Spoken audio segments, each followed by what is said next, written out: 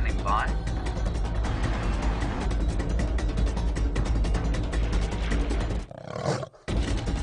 5, 4, 3, 2, 1. You are live, you are live.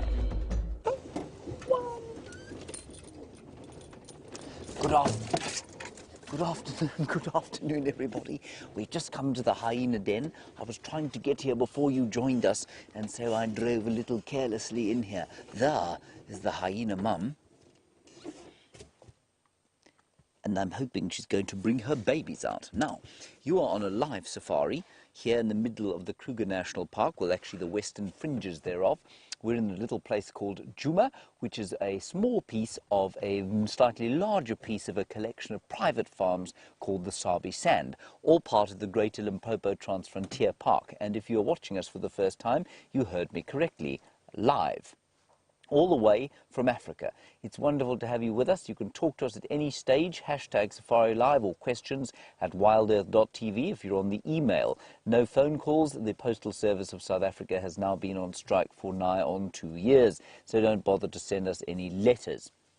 My name is James Henry. On camera today, Viam. There we go, Viam. Well done. Viam washed his hair today, so it's quite sort of all over the place. It's quite impressive, really, for those of us who don't have hair. Of course, that's a source of jealousy. Enough about that. On the other vehicle today, Brent Leo Smith with his long locks, and he's being filmed by the equally long-locked David Eastor. Yes, that is a real name, Eastor. In the final control, Rebecca is in my ear, and Louise is twiddling the knobs. Let's have a look at the hyena. So, like I say, live we are. And this hyena den we know, we've been here many times before, and our little special clan of hyenas, if you want to know a little bit more about them, there's a wonderful Facebook group called the Hyenas of Djuma and Arathusa, which will tell you everything you need to know about the hyenas of Djuma and the property to the west of us, Arathusa, where we do traverse. Unfortunately, their den is not in a piece of land that we can go to, so we've never seen that den. But this den moves from time to time. This is a low-ranking female, and so most of the clan is probably not here all the time, but she's just given birth to 2 little babies. We've seen them twice, and they've popped out, and then they've put their heads back inside. So I'm not sure if we're going to see them or not. I think we'll sit here just for 3 or 4 minutes, and then we'll leave her, and we'll probably try and come back again. Now, just an update for those of you who are concerned about Sindile. Sindile, our 20-month-old male leopard, who was returned recently from rehab after his rabies scare. He has no rabies. He's got a collar on him. He was last pinged. His collar pinged him in the middle of the Buffelshoek cut line, which is the middle of the northern boundary of Djuma, where we traverse, just north. So, and no one's seen him for about 2 or 3 days. So we're going to head along there, see if we can pick up some of his tracks. Likewise, lionesses from yesterday evening were knocking about this area yesterday evening. We didn't find them this morning. We think maybe they might have killed something. They were certainly trying when we left them, so maybe they're around here too. We're in between 2 roads, one off to the right-hand side of your screen and one off to the left-hand side of your screen. It's very difficult when I'm facing the wrong way. And in between the 2 roads is a series of drainage lines or dry riverbeds that are very difficult to get into and out of. And so those lines could easily have gone in there and be undetected. So we'll have a knockabout and see if we can find them. Otherwise, they're probably off towards Buffelshoek Dam, which is toward the north and east. And north and east is to the left-hand side of your screen, i.e. my right shoulder. There we are. I don't think these little babies look like they're going to come out. They would come out if she put her head into the den and called them out. I think they're probably sleeping. They could also be suckling while she's lying there, but because she's so sleepy, I think they're probably doing the same thing. So I'm going to suggest we come back a little bit later. Let's carry on and see what else we can see. Now this, of course, is the spotted hyena. And I must apologize for the state of my microphone. It is rather ridiculous, I have to say, but that, I'm afraid, is the fault of Jean Drey, who, I don't know, he's replaced the little sponge with a giant busby, I think he must have pilfered it off a guard at Buckingham Palace when he was last in London. So if you find or hear of a Buckingham Palace guard missing his busby, you know where it is. It is now affixed to the front of my jersey.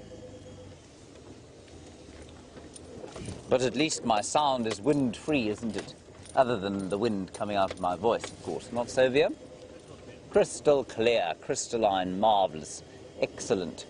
Brent Leo Smith is heading towards Cheetah Plains, which is to the far east of us. And he is not looking for a Singapore noodle stand there. He is looking, hopefully, for Quarantine. Quarantine, a male leopard, now 3 and a bit years old, who was there this morning. Magnificent-looking fellow, very chilled out, very calm, and hopefully we'll spend some time with him. And his father, of course, has come back, which is wonderful. That's Mvula. Well, we think it's his father. And Mvula's been knocking about here, but still he's not marking territory. He's most certainly kind of avoiding conflict with other males, and he was last seen on a warthog kill on Arathusa. We could think about going across there, but I haven't heard anything further about that. It's not a bad thought, actually. I want to just check and see if we can't find Sandila first, and maybe those lions. That would be very nice indeed. Also, I know that many of you will... I know that some of you will be new viewers as a result of our TV special that we did on National Geographic Wild, or Nat Geo Wild, I think it's called, not National Geographic Wild. And when I talk of, when I say you can ask us questions or send us comments, you really can about anything to do with Africa and South Africa as well. Lots and lots of misconceptions about this place, about the continent, about our country, and we'd really like to clear them up, because I think a lot of people would like to visit this area, but they're not very concerned about, I mean, from what they'll eat to security to disease. I mean, I know that our tourism took a major dive with the Ebola outbreak in Liberia. And what many people fail to understand is that Liberia, where the Ebola virus took hold, is more than 3,000 miles from where we are now. There were no Ebola cases in South Africa. There were some in the United States, however. So there were more Ebola cases in the United States than there were in South Africa. So that's just one of the things. You know, a lot of people cancelled their holidays because they thought, well, Africa, everything must be close by, everyone's going to get Ebola, and it just isn't so. So any questions you have, it is the most wonderful continent to come and visit. So if you're worried about anything, let us know what those worries are, and we shall try and dissuade you of them and encourage you to come and visit the world's possibly most ancient source of human civilization, and certainly one of the most ancient wildernesses in the world. Now, we're popping up to the northern boundary here. We're on a road called Mvubu Road, which means Hippo Road in Zulu. Why on earth it should be named after a Zulu name when there are no Zulus in this area, well, that's just very difficult to understand. The local language of this area is called Shangaan or Xitsonga, and it's a very beautiful whistling kind of a language. Many whistling sounds in it, as opposed to the clicks, which are much more which people associate much more with African languages from South Africa.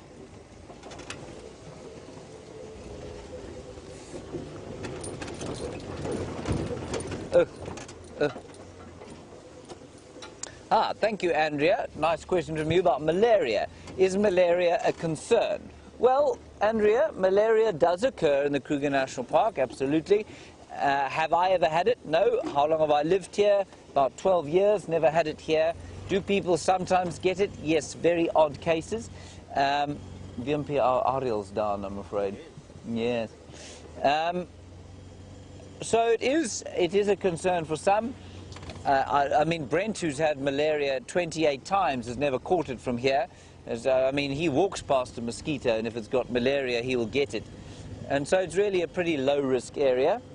Nothing to worry about. And these days, you know, if you do get malaria, if there's there is a chance that you'll get it, then it's very easily treatable. And you can, of course, take prophylactics which will stop you getting it. They're almost 100% effective. So yes, a small risk if you come here. At this time of the year, almost no risk at all because there's no water around. Very nice question. Thank you for that, Andrea. Now, to the left of us is Biffle's Hook. That's an area we can't go, but the animals you can see are free to come and go as they please. There's no fence along here. Now, Brent Leo Smith has made his way to Cheetah Plains. Let's go and find out from him what he's going to achieve this afternoon.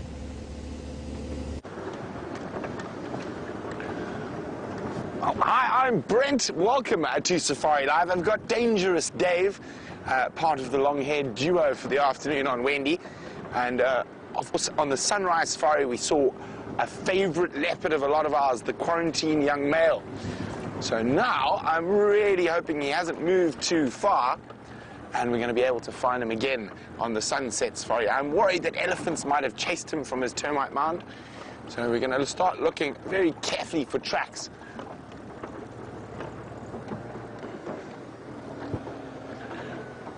And we are quite close to the northern boundary of Cheetah Plains. That's where we had him this morning, lying right up next to 3 in a row pan. Now, of course, there could be great luck, and he might have caught an unsuspecting impala that came down for a drink. But I just want to double-check the tracks. So far, so good. Not a sign of a track, and also doesn't look like the Ellies have walked through here either. Well, one has, but elephants, of course, make tracking leopards quite difficult. They obliterate all tracks. And of course, there's water here would attract elephants throughout the day. So we must keep an eye out on other termite mounds close by. Might have just maneuvered termite mounds. But I am hoping he hasn't moved too far. Remember, we are live, so we're searching for a beautiful young male leopard live in the middle of the African bush. And also, if you want to know a bit more about leopards, or that leopard in particular, you can use the hashtag SafariLive on Twitter to ask us a question. Or you can send us an email on questions@wildearth.tv.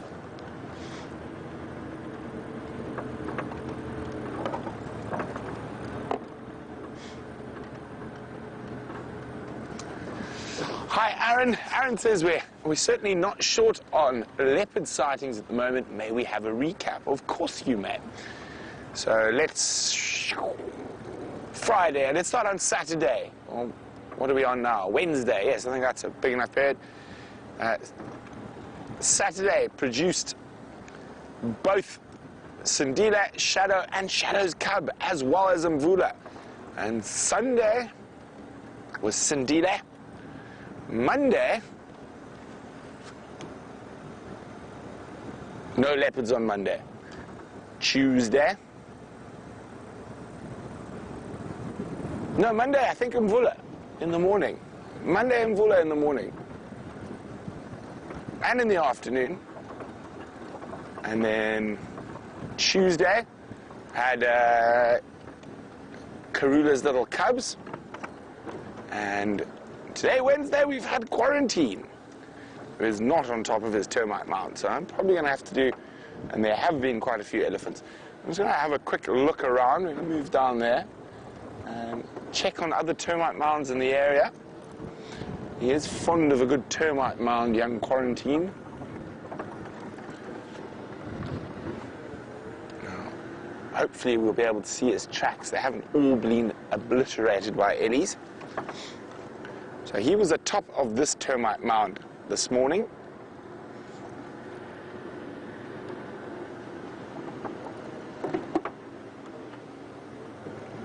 Now, which way could he have gone? So I'm going to check down towards the next road junction.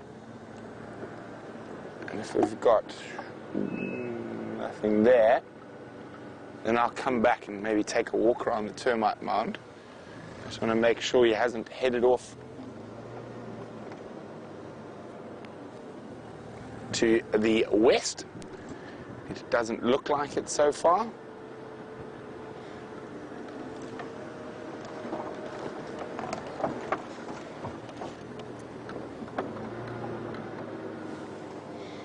I think these are his tracks coming in because they go from the west towards the Termite Mound, so maybe he's moved off to the northeast. Let's have a look around. Now, I want to keep looking. There's quite a few big termite mounds in this area.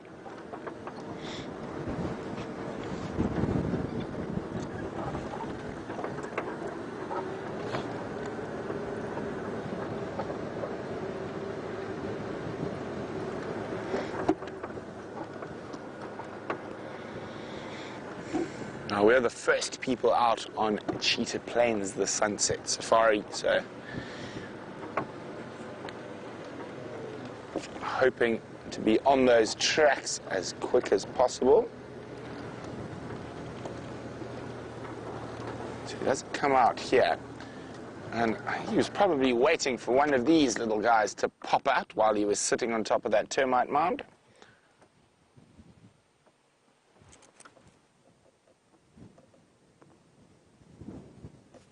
A little male steenbokkie.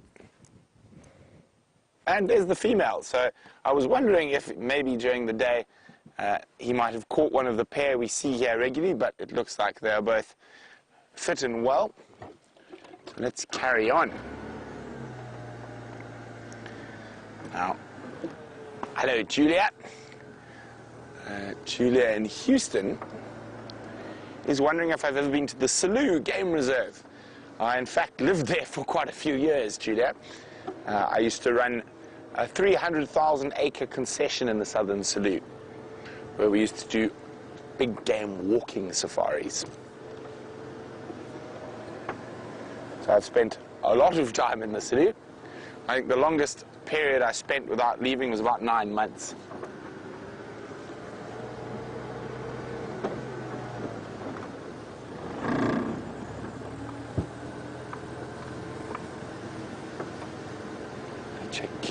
Carefully through here. Now there's a big game path that goes from the pan to our repeater, so I might even check around there.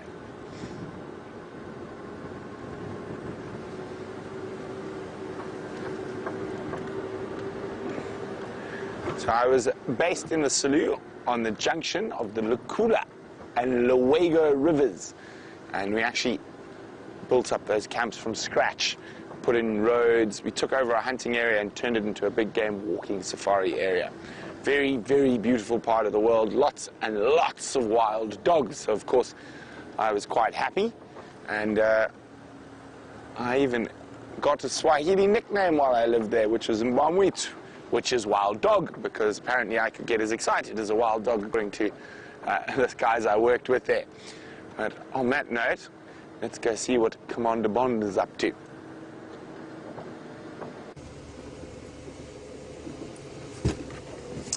Right, Viam and I have come to the worst road on Djuma. It is the worst road simply because of its current position directly through a seep line, which is fine. It's just a little bumpy, and it's a good place to come and look, especially in the summer months, you can see, for buffaloes. And you might find other things wallowing in these little mud wallows. So it's a good place for mud wallowing animals. Warthogs, of course, they like to wallow in the mud. It is quite chilly today. It's probably only about 16 or 17 degrees Celsius, which is about 65 degrees Fahrenheit. So quite chilly, a bit of a wind coming out of the southeast, and that is normal with the frontal weather. This kind of cloudy, gunmetal, grey sky does normally come out of the southeast, and it's quite nice to have every so often. And I know many of you, especially in the United Kingdom, for example, will be mortified by the thought of me saying, well, you know, it's quite nice to have a grey sky every so often, because I know how much you value your sunny skies. But, you know, for months on end in this area, we only have beautiful blue, deep winter skies. And every so often it's nice to have a bit of an eerie grey sky. Now I'm in this area because we thought maybe the lions would have come across here don't think anyone drove here during the course of the morning.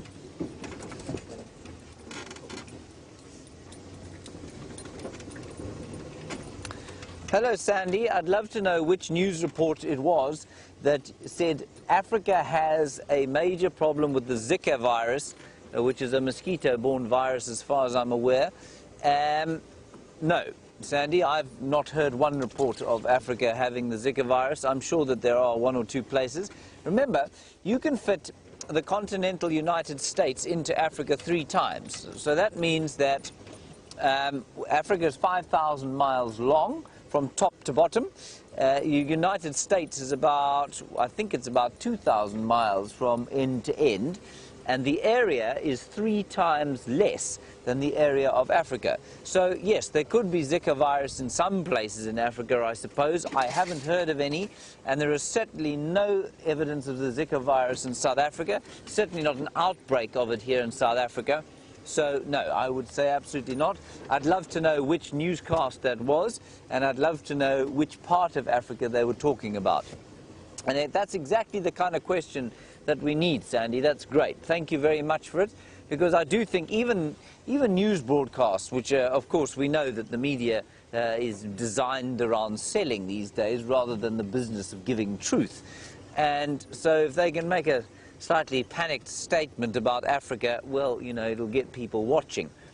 But most certainly there may be 1 or 2 cases of the Zika virus in South Africa, but I read the news regularly every single day, and I certainly haven't heard of any here. Thank you, Sandy. Great question. Brilliant stuff. That's exactly what we want to talk about. Well, we'd rather talk about lions and leopards, of course, but we need to see some first. We might be lucky. I felt like those 3 lionesses from last night were heading in this direction. But I have not seen them. I was kind of hoping to find them lying on the ground here eating. Debbie, you want to know what the worst disease the lions get is. Well, Debbie, it depends on the animal, really. So you know that human beings can get different kinds of diseases that don't necessarily affect animals at all. So I'd say the worst disease that animals get out here in this particular area would be rabies. Rabies can be terribly detrimental. It can be carried by some and never expressed, like the mongoose. They can carry it, but they never express the disease. And it then can get into wild populations, and that's why such care was taken with Sindile. I'd say that's one of the worst. You can have the odd anthrax outbreak every so often in very, very dry years. It's extremely uncommon, but it can happen from time to time. And yeah, those are probably the 2 worst that affect the animals out here. Then the bovids, so the cloven-hooved animals, well, they get things like foot and mouth sometimes. They also are affected by bovine tuberculosis, which is very much a similar disease to the tuberculosis that human beings get, but just for bovids. But if they are in good condition, so if there's sufficient rain and sufficient food for them, well, it doesn't seem to affect them too badly. So those are 2 of the major diseases, I suppose. Malaria is still a problem for much of Africa, but not this particular country, which is quite nice. VM, you've never had malaria, have you? No. So we're just looking under every bushel here, in every tree. I haven't been out for 2 days, so it's almost like re-exploring the place, relearning what's going on. So that's what we're doing. And what I really have noticed over the last 4 or 5 days has been the change in the color of the leaves.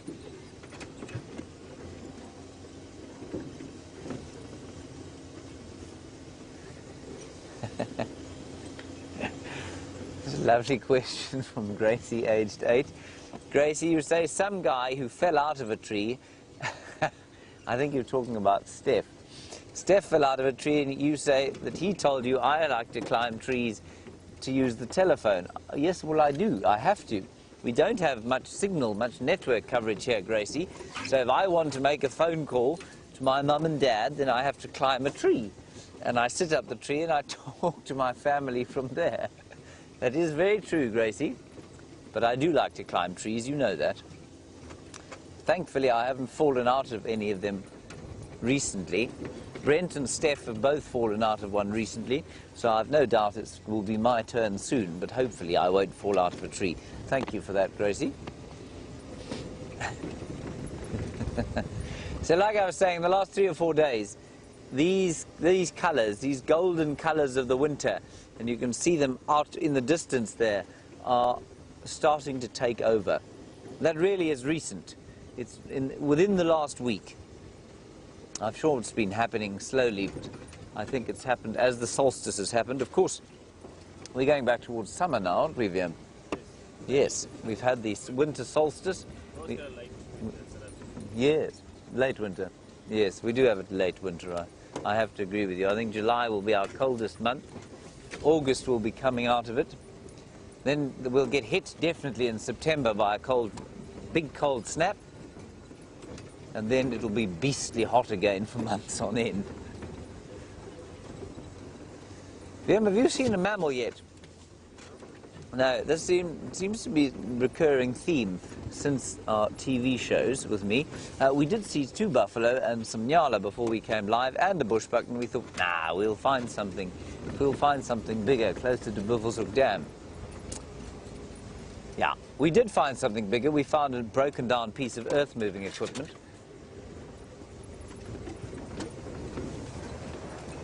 Yeah. So, Sandy, thank you for that. You've come back to me and you've said that CNN reported that the whole of Africa had a problem with the Zika virus.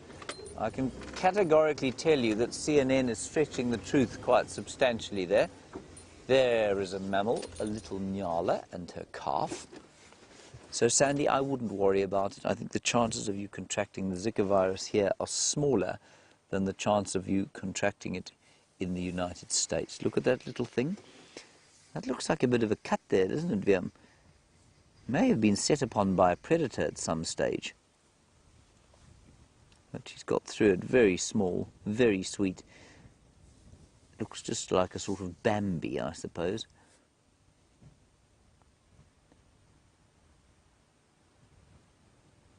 Isn't that lovely? But there's definitely a wound. Something is scratched along the back there. Could have been a leopard, but I mean, I find it difficult to see our little nyala calf like that.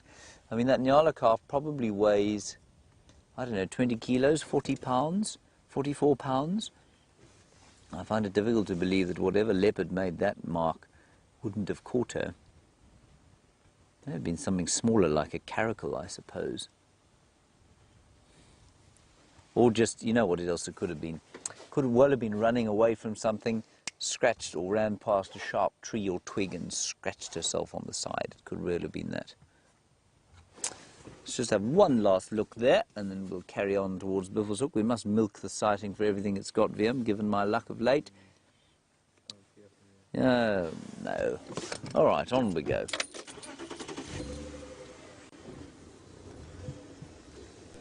There we go, one last look. And they like these areas. You may have noticed that we've been coming downhill for some time, and we're now into the drainage system that eventually leads up to Buffelshoek Dam. And the bush is thick, which means that it's out of this sort of nasty wind blowing from the southeast, and it means that there's some greenery to eat for these browsing antelope. And they can hide a little bit. Their camouflage is effective down here when they're being stalked by the predators. Very nice, Viam. So just hold that shot if you don't mind, VMP.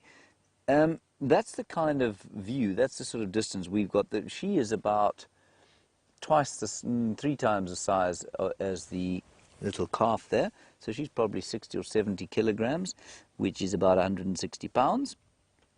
And while that very sort of chestnut color sticks out for us, for the predators, mixed with green, it's almost invisible because they are colorblind.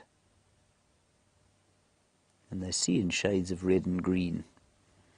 And so that, especially with the outline broken up by those white stripes, will be difficult for a predator like a leopard or a lion to see. And the leopards and the lions are very difficult for us to see as well, aren't they, Viam? Yes, seemingly. All right, let's carry on and see if we can find some. So that's a Nyala. Nyala cow and her calf.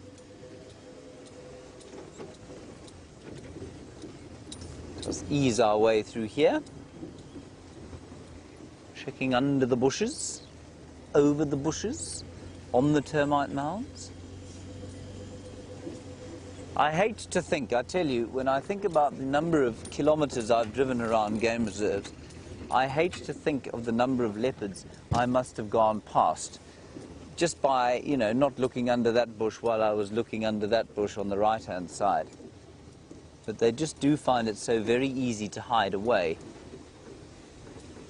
I suppose I should be more astonished by the fact that we see them at all.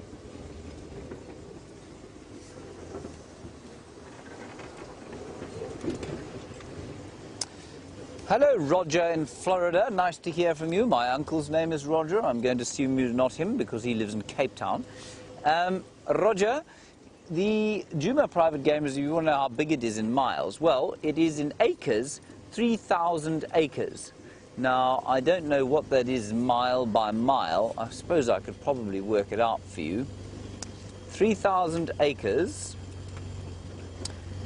Well, let me do it in square kilometers and then I can convert it for you. So it's 1,200 kilometers, at least hectares. So you divide that by 100 and you get to 12 square kilometers. That's right, yes, 12 square kilometers. And 12 square kilometers in miles, you divide by 1.6. So it's almost 2. We get to roughly 8. Roughly 8 square miles is Djuma. And so, I mean, you could work that out as 2 by 4 miles, if you like, but it's a bit bigger than that, it feels like. It's probably about 3.5 by 3.5 miles, something like that. 8.7 square miles, there we go. Thank you very much, Rebecca. I don't think I did too badly in my head there. And so, Roger, that's this reserve, and then about, ooh. Hang on 1 second, Roger. Hold that thought. I thought I saw some lion tracks, but I didn't. My eyes deceived me. Roger, we also traverse Arathusa to the west of us, which is 2,000 acres. So I'm going to say roughly 6.5 square miles.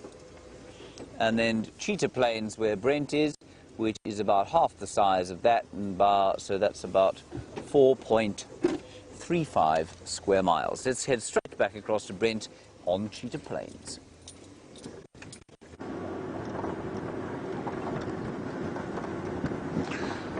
Now, we found the tracks of where he came from going in. I haven't found any tracks coming out yet.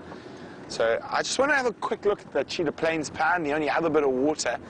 And I'm going to go up to the northern boundary and do a slow check there before cutting through on Owl's Nest, which is the road that runs through the middle of the block. I've had a look at our repeater already.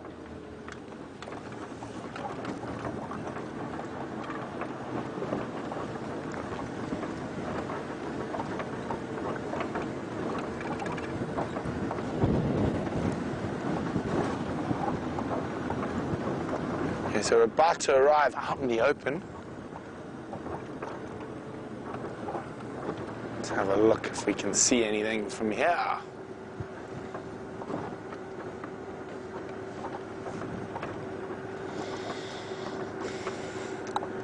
Quiet looking from here.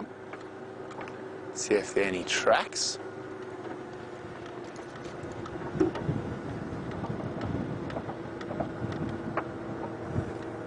Nope. Nada.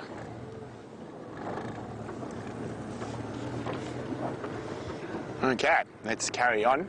Head up towards the boundary with Nkoro and then check back to the west. Fingers crossed he's still here somewhere. Now, Deborah in Vancouver is wondering when he might start setting up his own territory. I think he's a couple of years off that still, Deborah. Probably he'll be big enough and strong enough and brave enough to challenge.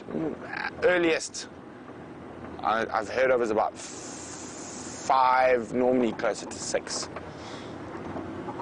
Although I heard his brother started making some inroads down along the Sand River.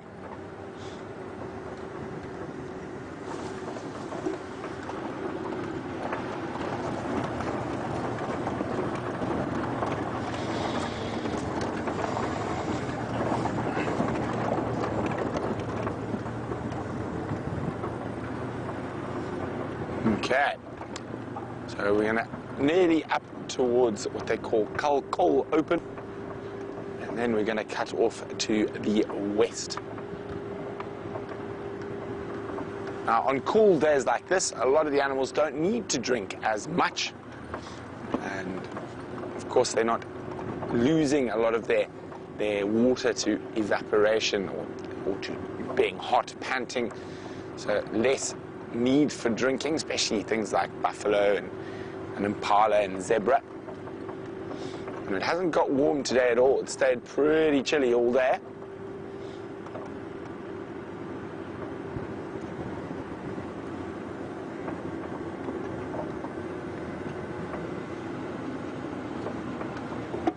And just have a quick quiz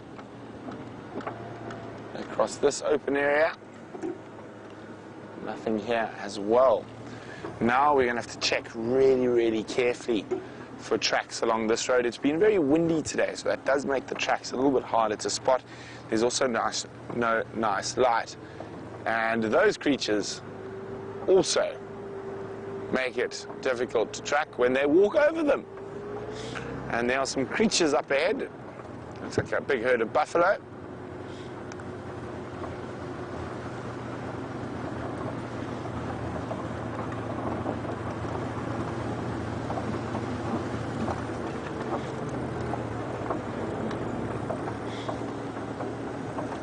Well, maybe not a big herd of buffalo, but a herd of buffalo at least. A small herd of buffalo.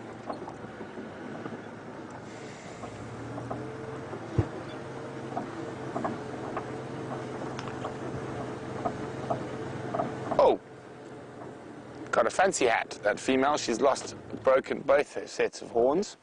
That one there. There you go. Looks like a little bit more like a cow than normal.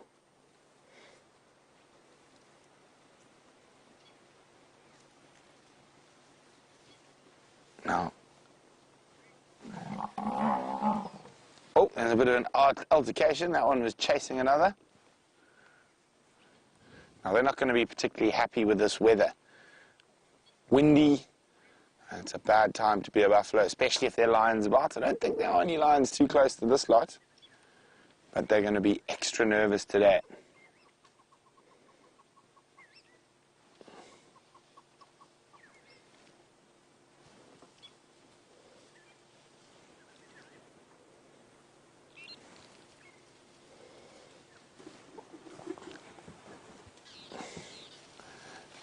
Oh, you see that? Just a little bit of wind, and one jogs a little bit, and they all get a bit of a fright, and the others start jogging.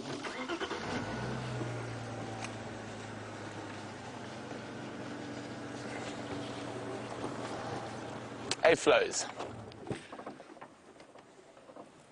You can just see the nervousness that this wind is creating.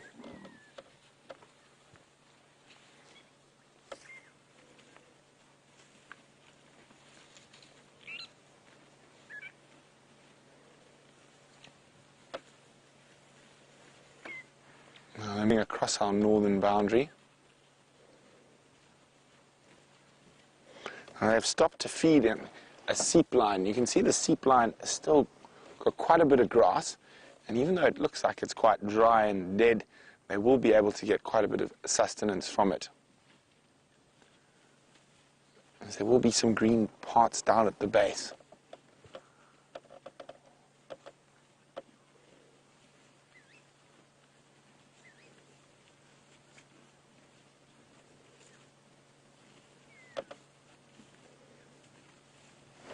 I'm just going to be on the game drive radio for a second.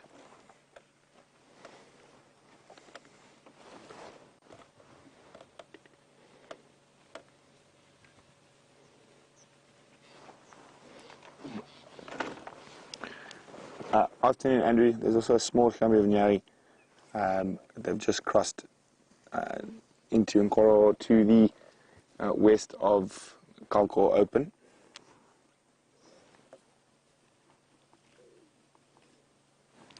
There's Nkonzo going in both directions. So I've done a loop through CP Pan. I'm now heading from Kalko back towards that area, see if he's crossed north.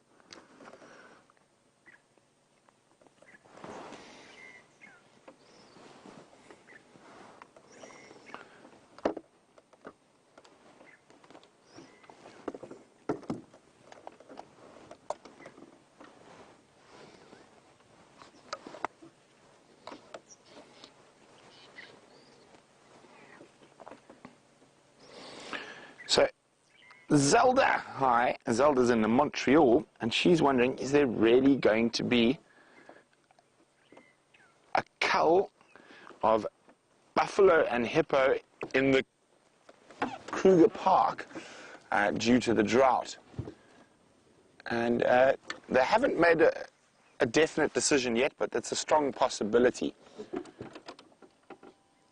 Okay, I'm going to leave this little herd of buffalo. I'm going to keep checking for leopard tracks.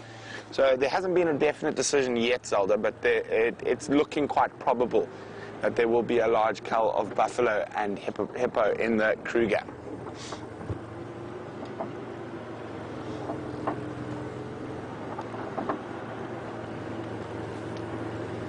Fortunately, it wasn't a big herd of buffalo, so we've still got a chance to see tracks nicely.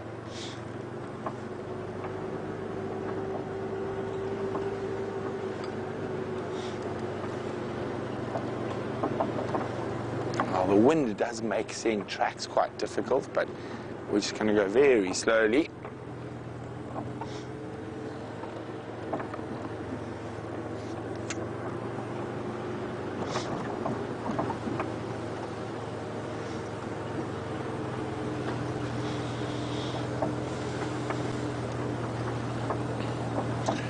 Hi, George in Missouri.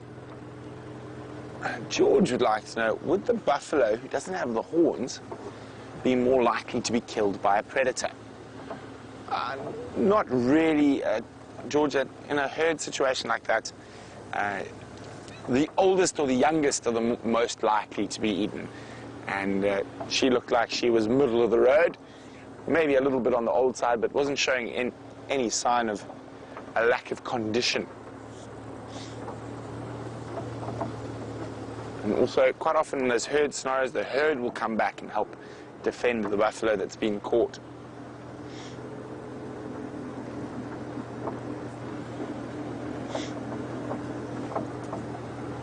Okay, so we're checking very carefully now.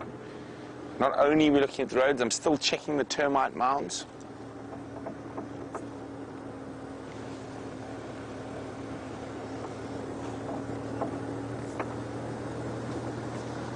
So fingers crossed, no, we don't want any tracks on this road.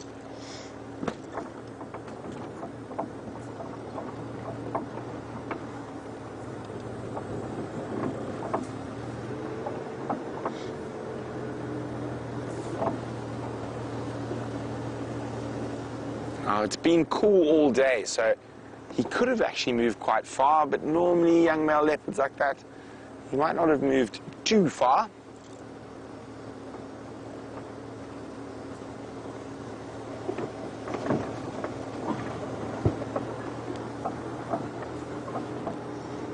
There's lots of termite mounds in this area. He might have been chased by the elephants, and then he might have just decided to sleep somewhere else.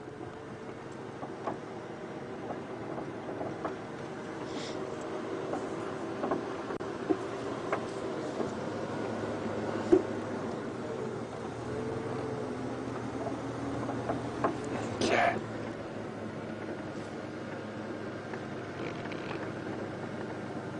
I'm always checking. There's a nice termite mound through the bush there, so that's what I'm peering at.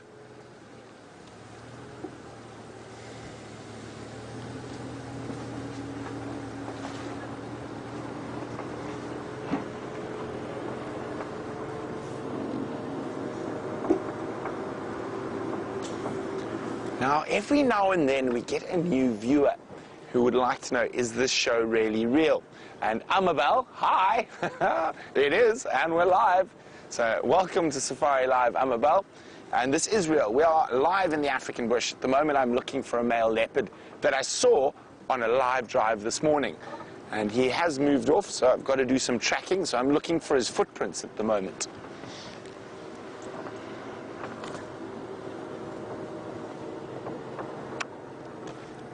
Now, Amabel, if you want to ask any other questions, you're more than welcome. Now, so far, no leopard tracks, so that's really good news. We don't want tracks in this area because this is our northern boundary.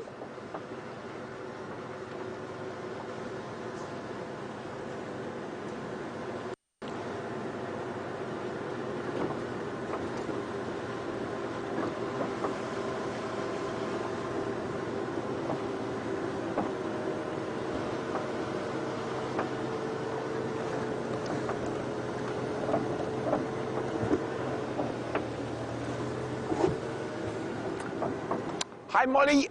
Molly said she read about a white buffalo being born in Kruger National Park. That's correct. And she would like to know how rare that is. It's relatively rare, but not exceedingly so.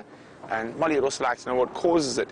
It's basically a lack of melanin, the pigment melanin that's in the hair follicles. It's a genetic recessive called leucism. And leucism is what causes the animals to be white. They're not albinos. They have normal skin tone color. They just lack the melanin pigment in the hair follicles. Now, a white lion is a leucistic animal, and it's more common generally in birds. You find a lot more leucistic birds than you do leucistic animals. Now, the opposite of leucism is melanism, which is an overproduction of melanin, and that causes things like black leopards, king cheetahs, and black springbok, black impala. But melanism seems to be most common in leopard and in serval, strangely enough. And lions, leucism seems to be more common. I've never actually ever heard of a melanistic lion, on the radio. FM, Andrew. I'm just going to bypass and keep checking for Nkonzo. So, we've checked now around. Now, there's one little road through here we haven't checked. And so far, no tracks. So that's a really good sign. So I'm going to check through here. If nothing here, I'm going to go back to the last spot I know he was for sure and try to figure out where his tracks go amongst all those elephant footprints. So while we check Owl's Nest Road, let's go see what James is up to.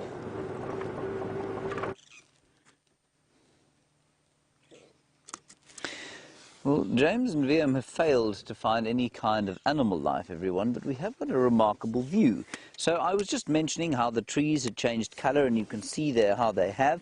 You can see the golden sheen on the tops of the trees all the way there to Quarantine Clearings. That's the clearing you were looking at there. It's a long, long way away from where we are now. Well, not that far, I suppose, probably about, what's that, about 1.5 kilometres as the crow flies. There it is.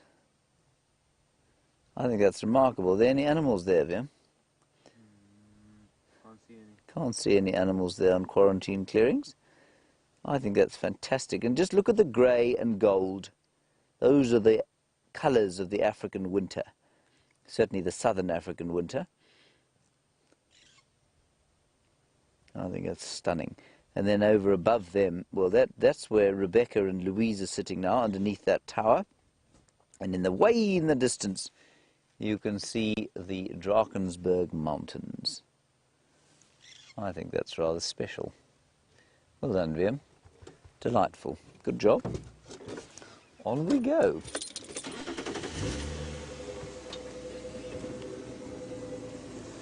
Hello, couple Kai. Very nice question from you about humans and what whether they exist here on the reserve in settlements. Well, they do, in so much as we have settlements where we live as the Wild Earth crew. There are some lion tracks here, but they don't look very fresh. So we'll just knock about here for a while and see what we can find. Buffelshoek Dam's just over here. Kapelkai, there aren't any local people living on the reserve, so there are no sort of villages on the reserve or in any of the Greater Limpopo Transfrontier Park, which extends east into Mozambique and north into Zimbabwe. So that's 3.5 million acres, at least hectares, 8.5 million acres, and there are no people living within that park other than park rangers, park staff, and of course the tourism staff. But on the western borders of where we live, there are about 4 million people living on the western borders of the Kruger National Park. And they're pretty poverty-stricken rural villages where unemployment reaches 60% in some cases. What have you... Oh, well spotted, Liam. Liam spotted a pig. That's brilliant. He was terrified. A terrified pig. Everybody, that was a warthog. Briefly. Our mammal list is going, Liam. It's up to 2 so far.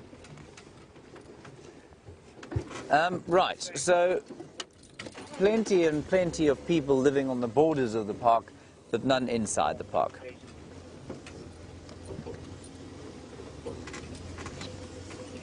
And of course, being South Africa, or being any part of Africa, it's often a conflicted space, these conservation lands. And so there's always a slightly uneasy relationship between poor people living on the borders of reserves that they possibly could be using for natural resources. And so it's a constant source or articulation of poverty and conservation, and it's an interesting kind of meeting point. Here are some impala. Our list is up to 3. 4, what was the 4th? Hyena. Oh, hyena, yes, of course, hyena. There we go, a little herd of pregnant impala ewes. And I say pregnant because they will all fall pregnant during the dark phase of the moon in May. We're into June now, and so most of them will be gravid, carrying babies. There we go. They're the most elegant antelope, the most common we get out here, of course. And these ones are particularly successful, of course, because they're able to browse and graze. So they can eat the leaves off trees or the leaves off of grass. Very few animals are able to do that with this sort of interchangeably as easily as the impala can. I suppose just about all grazers will have the odd browse when they can. But there are a lot of chemical compounds in the leaves of trees that do not occur in the leaves of grasses. And that makes them quite difficult for many animals to eat unless they're specially adapted to it. So nice, Liam, well done. We're going back towards Buffelshoek Dam now. We did check it from the other side while you were away with Brent on Cheetah Plains. Wasn't anything there, so we're just doing a loop around this way. Like I say, there were those lion tracks heading this way, coming into the block over here somewhere. Maybe we'll be lucky.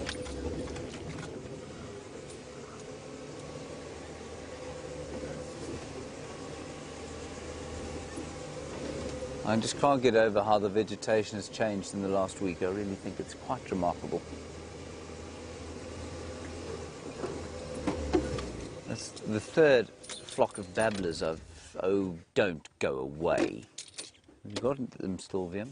There are 2 greater, at least 2 Cape Colossi starlings up there, which just look completely black unless they're in the light.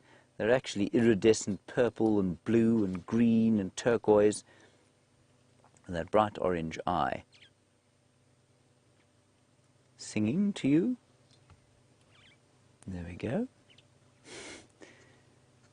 Just standing, looking around. I love watching birds just sitting and looking.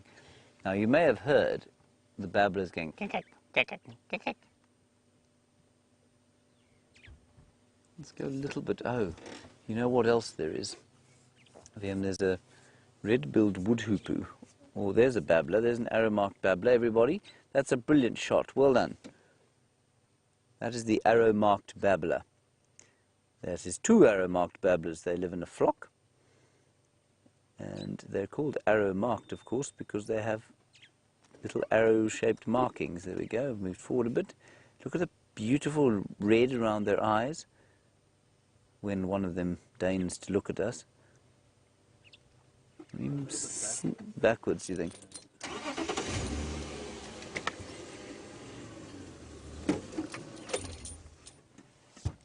Stunning. Now they're all fluffed out, of course, because it's a bit chilly, like I say, probably about 65, 66 degrees Fahrenheit.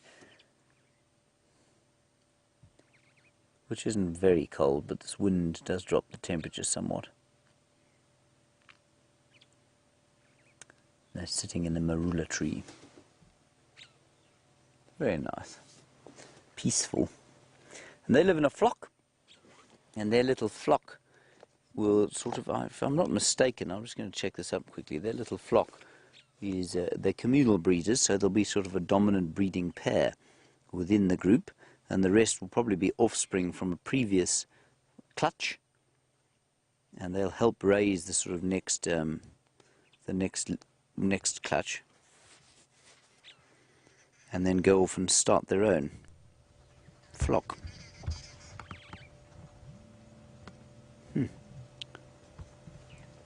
And they eat largely insects and reptiles, small reptiles, and bits of fruit, so quite Catholic diets.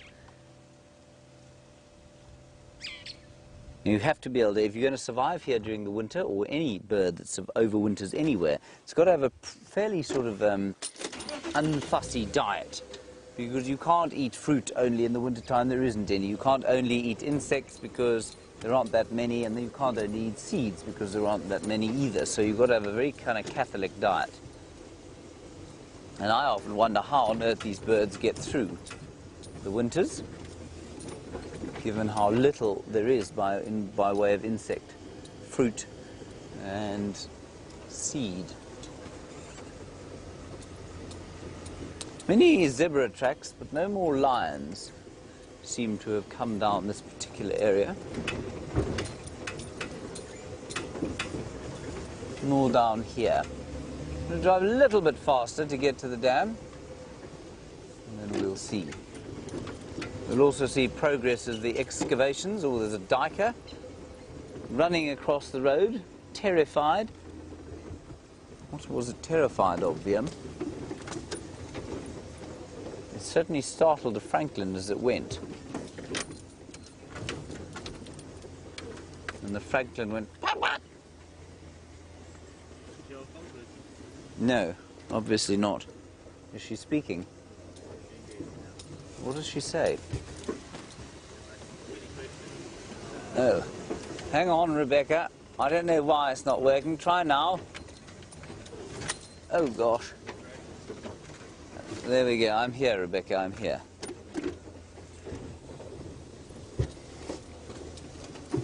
No, I'm not ignoring you.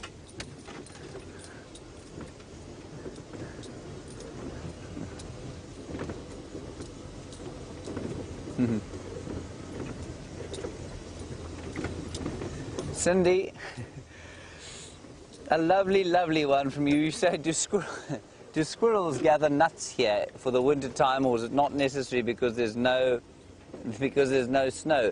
They do gather nuts. They gather marula nuts, and they do put them down. They put them in holes of trees, and they look after them there.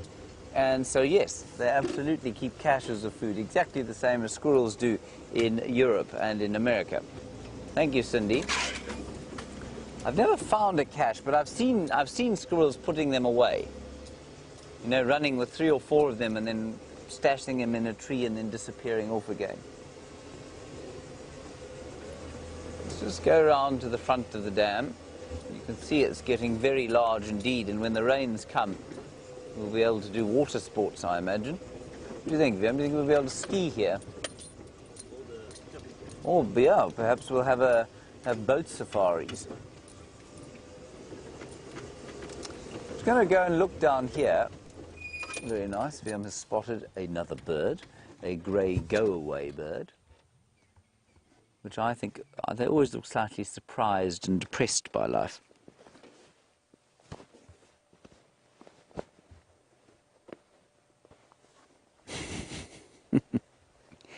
I don't think this chap's very happy to be so cold.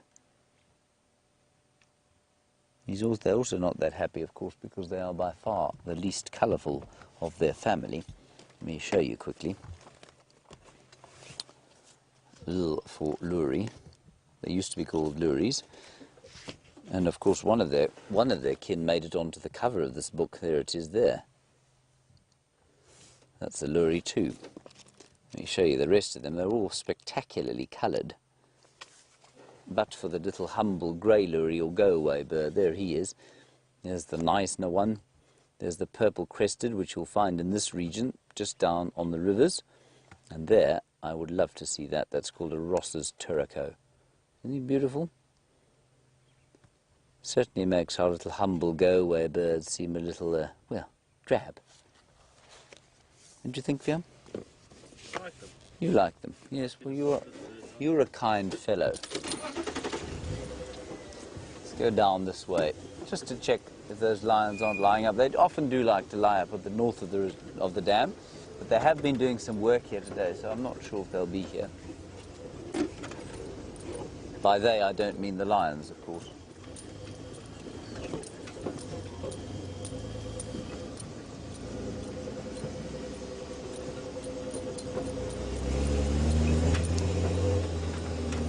Now, if I'm not mistaken, where we're parked now will be an island in the new Buffelshoek Dam. Gosh, we're going through a bit of dust of our own making. I don't see any lions here at all.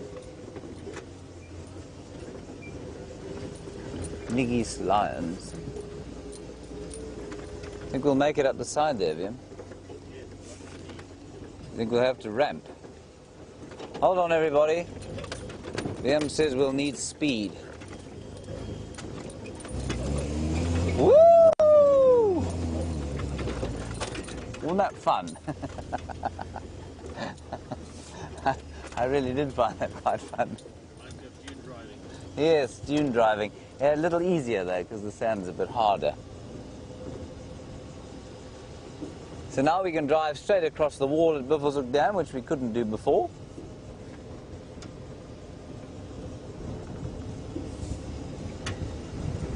There was a just startling lack of animals down here tonight, and that's simply because of the weather, everybody. We know that the weather is very blustery and cold. Animals don't like that. They feel nervous, as Brent was telling you.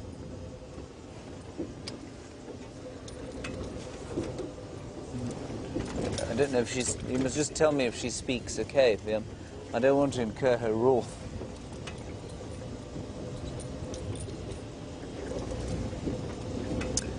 All right, I think it's time to head now down towards the south.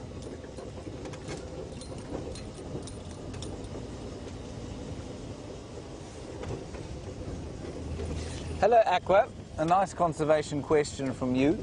You say, do the landowners take sort of a regular stock of their land, the grazing, etc., and then limit the number of tourists that come in and out depending? Well, yes, they do, but the effect, and certainly in the Sabi Sands, the private landowners have got an agreement as to the number of beds that they can legally have per hectare, and that's to do with the effect that they think that they will have on the land. So absolutely, and likewise in the Kruger they do the same sort of thing. There are some dwarf mongoose, and they're running into this termite mound. I'm sure they're going to be hugging each other in the cold and enjoying their afternoon tea inside that termite mound. Obviously, they've decided they don't want to see us. Let's just stop here and see if we can't call them out. I will now make a small smooching sound. Oh, there's one. Can you see it, Vim? Go straight over the top of that little apple leaf tree. There's one looking at us. There. No. Was it a tree? There. There it is. Yes, I was not incorrect. That's mammal number 5. Very nice. That's quite sweet. And they really will go down into their mound now and don't like the cold. And I think what you'll find is that they'll huddle together under there, and a termite mound is a brilliant place to live if you like to be insulated. It's cool in the heat, and it's beautifully warm. It'll maintain the heat for them on a day like today. So I don't think they're going to be above ground for much longer.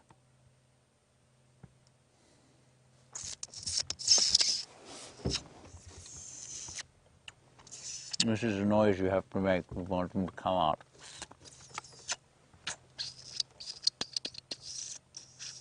See how effective it is, Liam?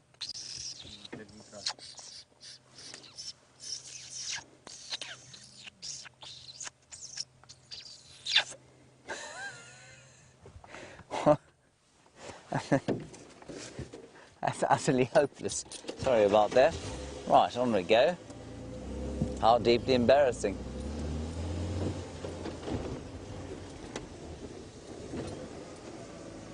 Some deeply aged lion tracks here as well.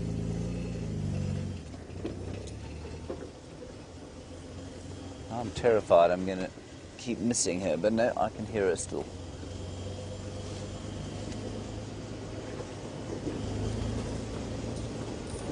This is a real wintry landscape now, everyone.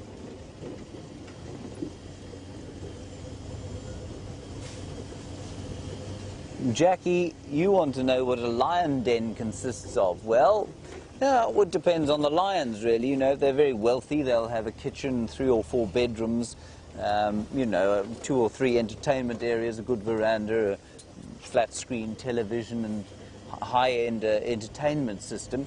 The poorer sort live in a kind of a, well, they'd probably just hollow out a termite mound and live in there. I'm obviously being totally ridiculous. Lion dens in this area will consist largely of, like you say, thick bush, normally in a drainage line. So they've got like an overhang where, so if you look around us, we're in a very ancient landscape, very few kind of rocky areas. And so ideally they'd like a cave or a sort of rocky hill where they could put the babies underneath in a cave or something like that, but this area doesn't have many of them, so they'll go into the drainage line areas, the dry riverbeds. They'll find a sort of hollowed out area, an inundated part of the bank, and put the cubs in there, especially if there's a sort of wall of vegetation there. Sometimes it is just very thick vegetation, but so often down in the riverbeds, because those seem to be the places where the thickest vegetation is found, and so the safest and warmest spots for their cubs to be are in those areas. They can also, I mean, much like if you're trying to defend yourself, if you backed up against a mountain and any threat is going to come, you know, has to attack you from the front, it's a good way for them to be able to not have to look around them all the time when they're defending the den. Very little is going to attack a lion from the front, and they can see, at least from the back, they can see everything coming from the front. So that's generally why they do it there. Nice question for that. Thank you, Jackie. I wish we could find that lion den.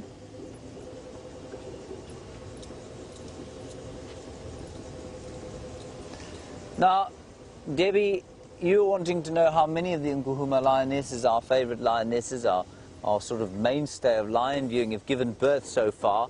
Debbie, as far as we know, it's only the Torchwood one that we can confirm has given birth. So she's got 2 cubs on Torchwood. We suspect that there is another den here somewhere on Juma where there's another lioness has given birth, and that's because we've seen one that's lactating, and she's certainly got very swollen nipples, and we normally only see the 3 lionesses together at the moment. So we're pretty sure that one of them has given birth here, but we haven't seen the cubs yet. The one on Torchwood seems to be parading her little ones out on a beautiful flat rock area. I mean, you couldn't imagine a more picturesque spot for them to be. There's a duiker, Liam. Oh, we did see another duiker. So we've got 6 mammals so far. See the duiker there? There it is, running away, obviously. Now that's known as a common duiker, everybody. Some people call it the grey duiker, but it's not very grey out here. It becomes greyer and greyer the further towards the Cape you go. A bit like the skies. Have you seen red ones? Oh, a red duiker, or a red common duiker. Red-coloured duiker. I'll quiz VM about that. The most beautiful one is something called a blue duiker, which is about that big. Tiny little thing. All right, while we continue to have absolutely no luck out here whatsoever, let's head across to Brent Leo Smith, who is also having absolutely no luck whatsoever.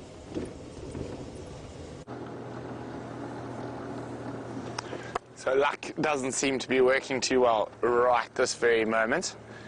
There's been so many elephants around that pan, I'm struggling to find which direction that quarantine went. I've got tracks in multiple directions, and the most fresh ones look like they're going the opposite way to the other ones, but there's nothing there. So we're going to do a little bit of a loop, but check towards the west this time rather than the east. Andrew's checked south. We've already checked north. It's one of these mysterious flying leopards yet again.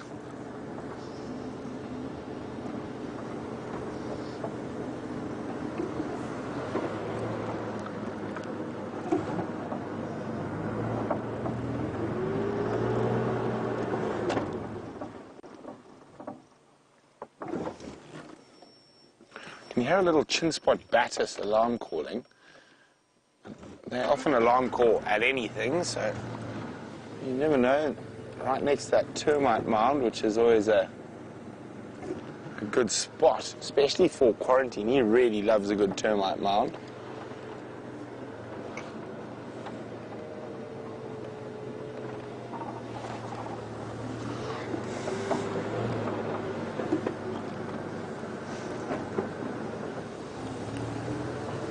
Now, while I was walking, I could hear elephants all over this area, and you've got to be very careful when you're walking or tracking in the bush when there are lots of elephants around.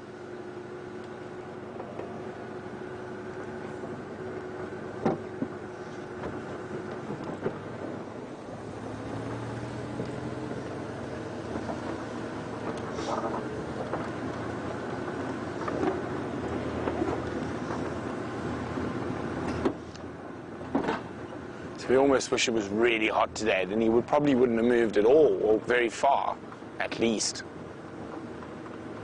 There's nothing coming out on any of the roads. Just a bunch of tracks around that termite mound going in every which direction.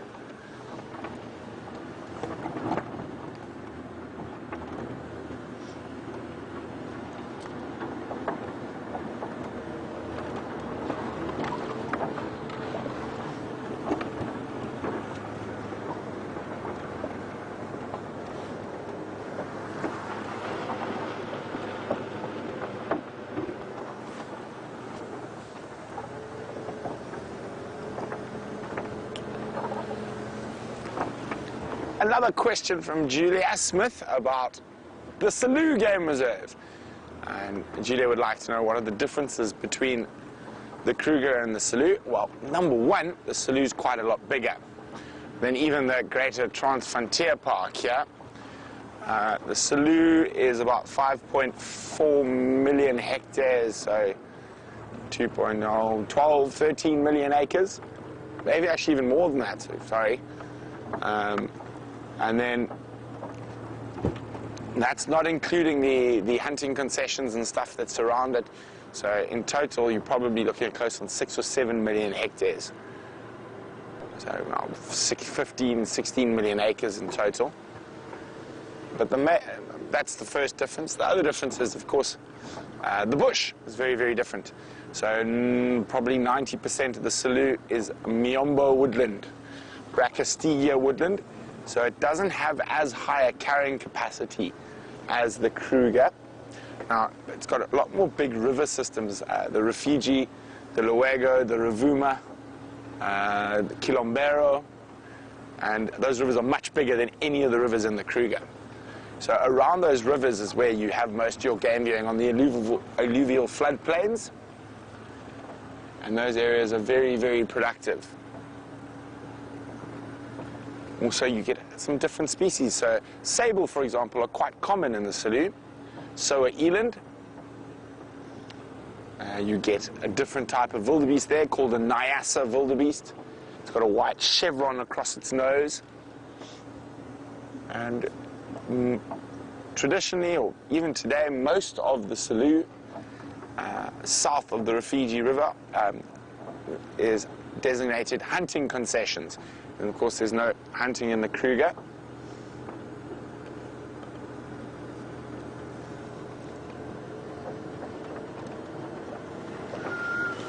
Where, oh where could you be, Mr. Quarantine?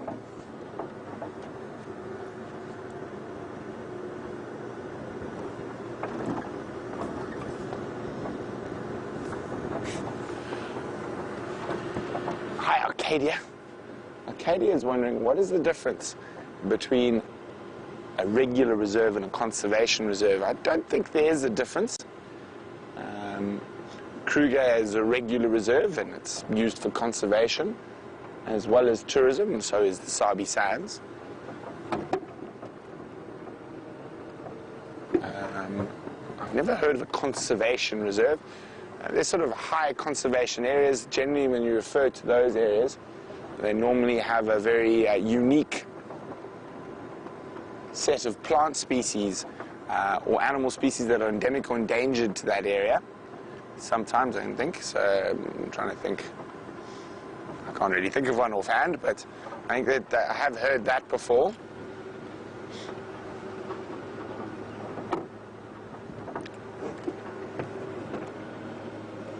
I'm going to check these elephant paths to the north here again.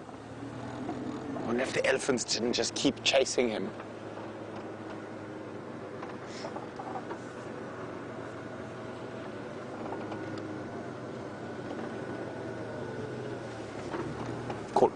Of course not the most wonderful tracking light, but I don't think at this speed I'm actually going to miss any tracks on any of the big elephant paths. If you happen to cross in one of the hard clay sections, that might be a different story.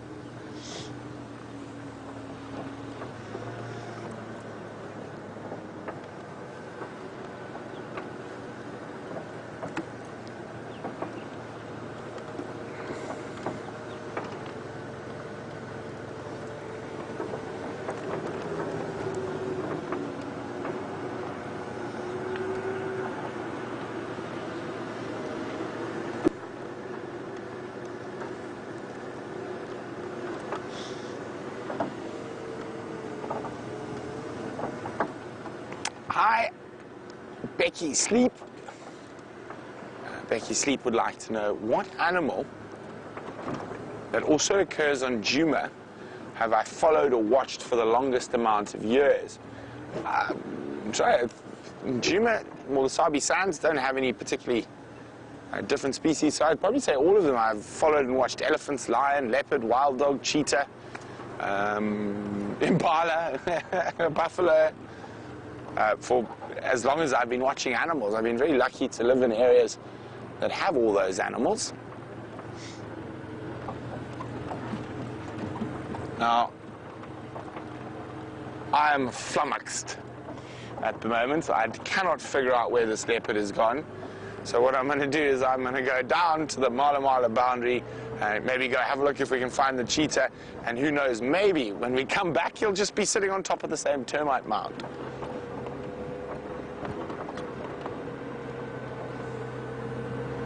Quite often it happens with leopards, when you stop looking for them, they pop up. So we're going to try that tact.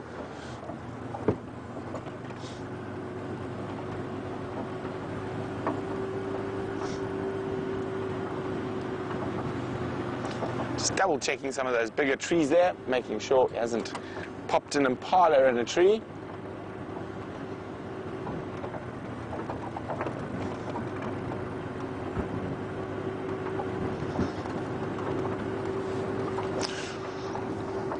Oh, it's chilly, chilly, chilly this evening. I think we're going to go have a quick look around the big open area to the south and come back again past this area.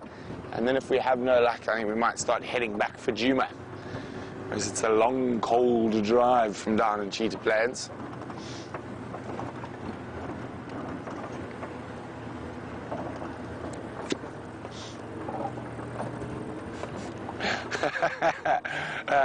Aaron says, what is the wingspan of our flying leopard? Well, the first time I catch it flying, Aaron, I'll let you know. Let's go see if James is having a bit more luck than we are.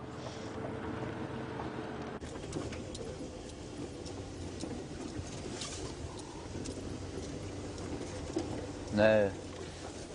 No more luck, everybody. Just the barren wilderness.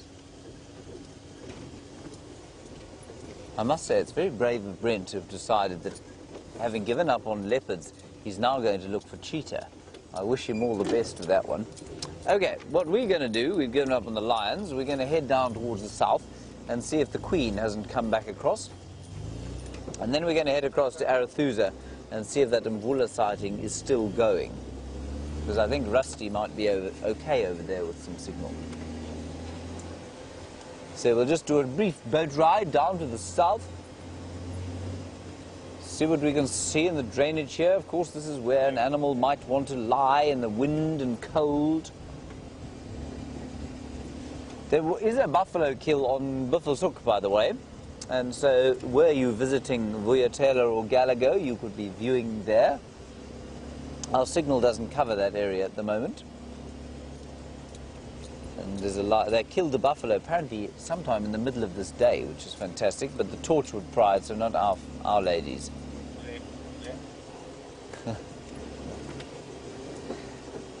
Joyce, in New Hampshire, you make such a very good point. We constantly refer to these areas here as drainage lines, and yet you've never seen any water in them.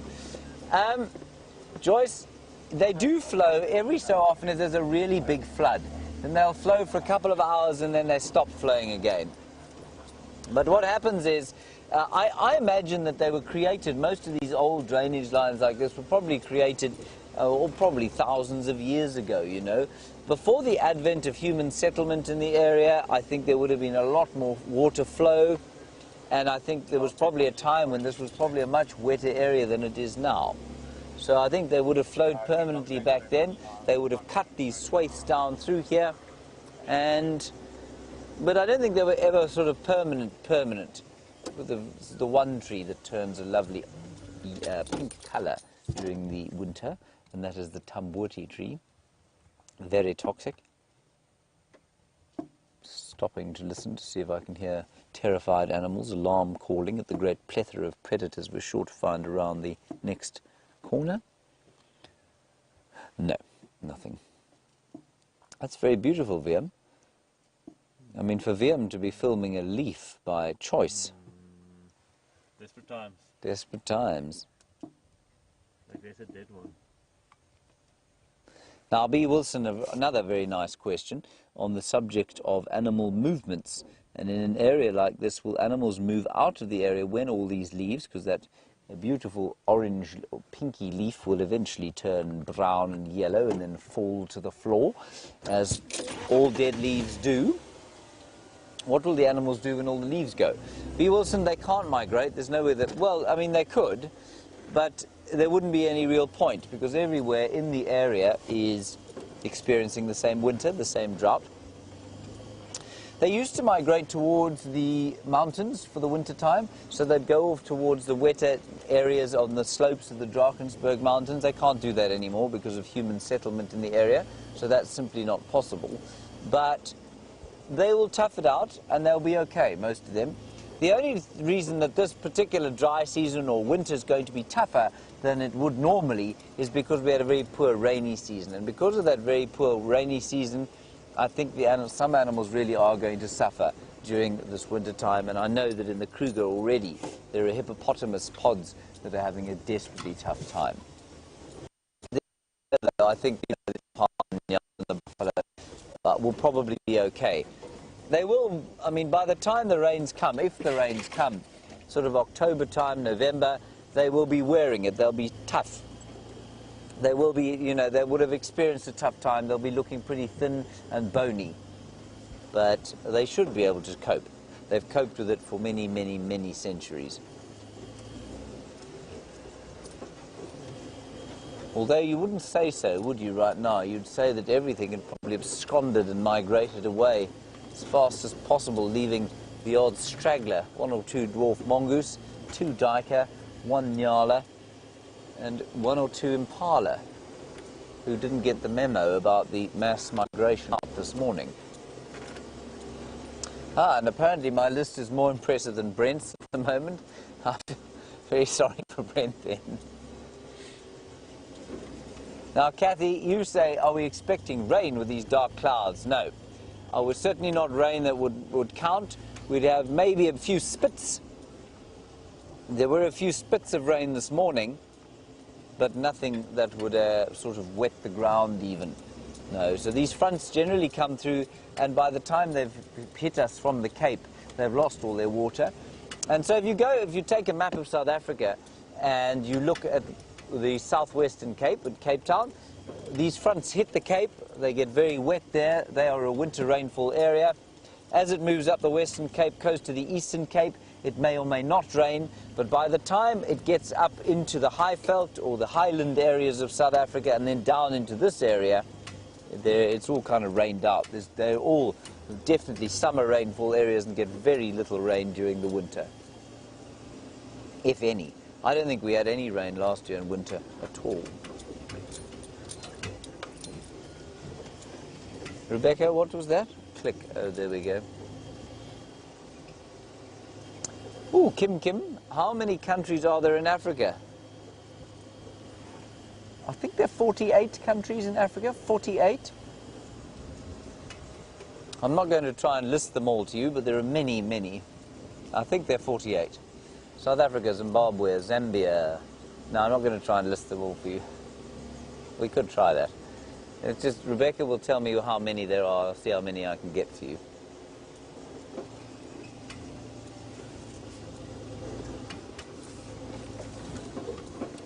"54 countries. Okay, here we go, everybody. I'm going to try and name them for you because there are no animals to see.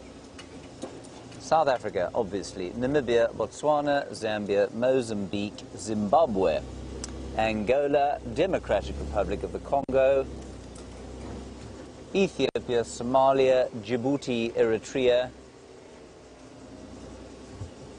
Central African Republic, Congo, Brazzaville, Ghana, Gabon, Equatorial Guinea, I hope someone's counting this, Guinea-Bissau, Burkina Faso, Togo, Benin, Chad, of course those ones at the top there, Tunisia, Libya, Liberia, Morocco, Western Sahara, Mauritania, Mali. How many have I got so far, Rebecca? Kenya, Tanzania, Uganda, Rwanda, Burundi, Egypt, of course, how could I forget Egypt, Algeria, Tunisia. I can tell there are going to be some obvious ones. The Gambia, Western Sahara, I think I said that one. I'm definitely, Nigeria, Niger, Nigeria, Niger. Yeah, that's about most of them, I think. So you can see there are lots and lots of them. Swaziland and Lesotho, yes, they are sort of part of South Africa, though, so they don't really count. There's some alarm-calling birds in here, Vim. They've probably seen a very small snake, which will be invisible to us.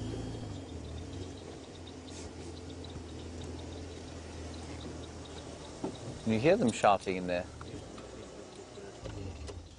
Invisible shouting birds shouting at an invisible predator.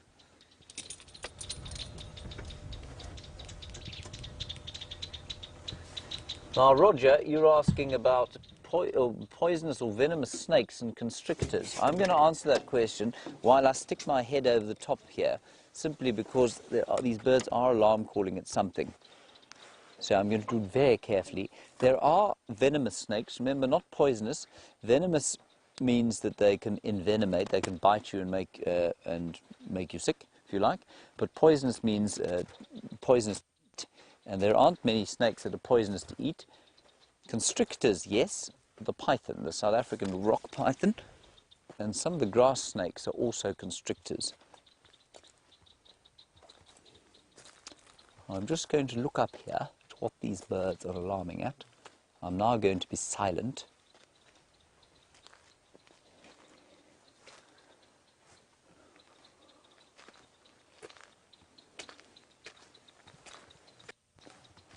Don't see anything. I'll be with you now, everyone. Vim, can you still hear me?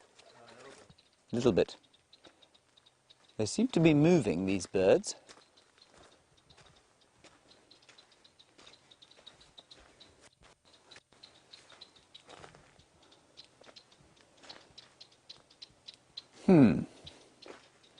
No, I don't see anyone.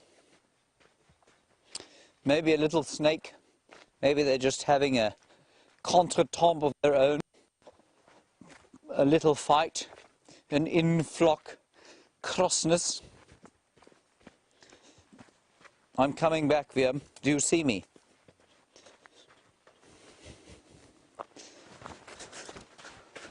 With my busby attached to the front of my throat.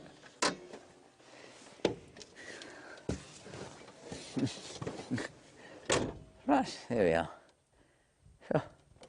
Exhausting. Ivory Coast. Another one.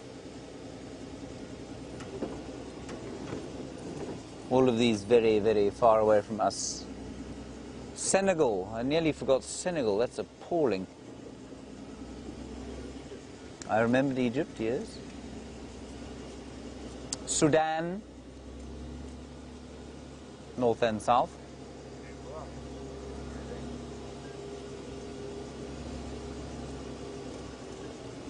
Right, we're now at the southern end of the reserve and we're going to head towards the west. No, Madagascar, Mauritius and Seychelles you cannot have, I'm afraid. They're just politically part of Africa, Rebecca. I'm not giving you those ones.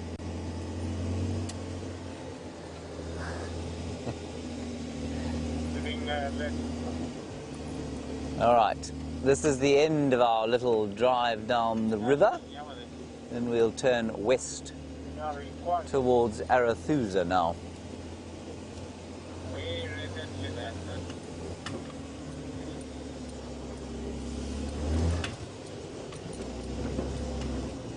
Sorry, Rob Reiner, I missed your question. The game drive radio is going on and off in my ear. Can you go again with that, Rebecca, please?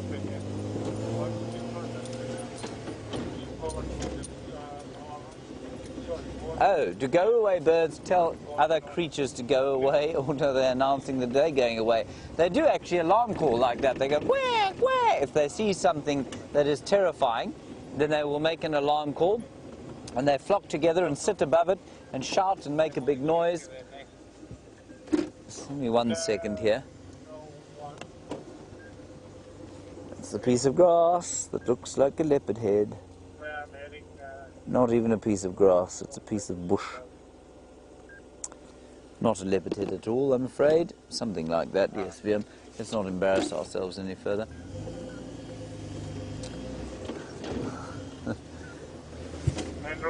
Let's see if we're very lucky and find Karula bringing her babies back onto Juma today. Oh, Viam, our luck, our cup runneth over. 3 bird species in one place. Birchall starling flying off there. There we have a red-billed wood hoopoo, and also, astonishingly, Viam, a Cape, not a hoop-hoop, no, a Cape spurfowl. And you can see why it's called a spurfowl. Stand still, you beastly thing. There, you can see it on the back of its right leg. It's got a spur for fighting. Should have one on the left as well.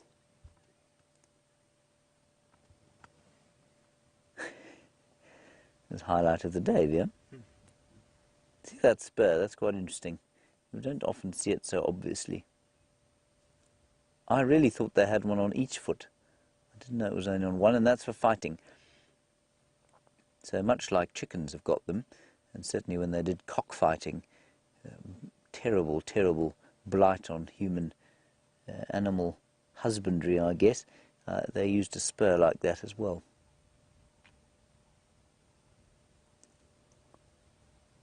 The Cape spurfowl is not called upon to fight for sport, though, thankfully. Right. Then a question about the pearl-spotted owlet, and are they still calling? Yes, they will be, but they don't call a huge amount. They don't call a huge amount now. because we're going into the winter, or we're in the middle of the winter, and so they won't be being territorial and they won't be breeding right now. You won't believe it, everybody, but Brent Leo Smith, bless his cotton socks when he's wearing them, has found an elephant.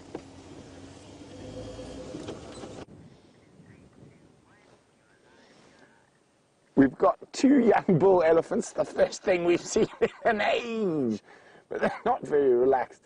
So we're keeping our distance a little bit from them. Hopefully they'll calm down, but this wind, elephants can often be quite skittish.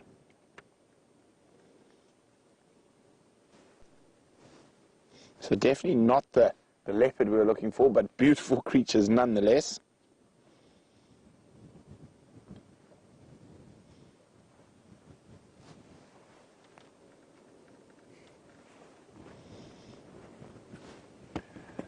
So 2 young boys in their 20s. I think they might be the only living soul on Cheetah Plains apart from those buffalo we saw earlier.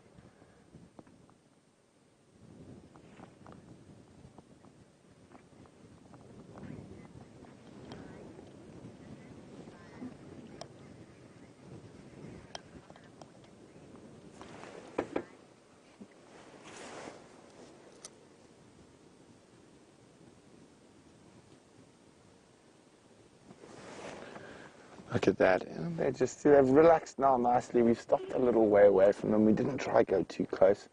And you can see their body language is nice and relaxed now. Probably, what do you say, 30 meters, 40 meters away. Oh, looks like he might go back and play in the mud. We're probably not going to see too much water splashing and mud spraying today. I don't think they need to cool down at all. Now what he's doing there is he's actually probably sniffing the urine of another elephant that was there earlier. Oh, he's proving me wrong. He's splashing mud on himself. It looked like he was about to.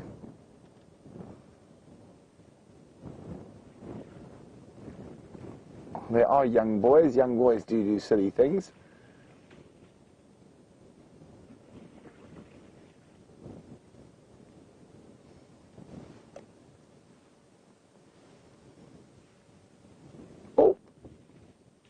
They're going to be a bit of game. Well, James, it looks like James has found an elephant as well. Well, this elephant, everybody, I don't mean to drag you away from Brent's, but this one was standing right on the top of that termite mound, trying to get at the lovely leaves of the Scotia brachypetala, or weeping bourbean tree.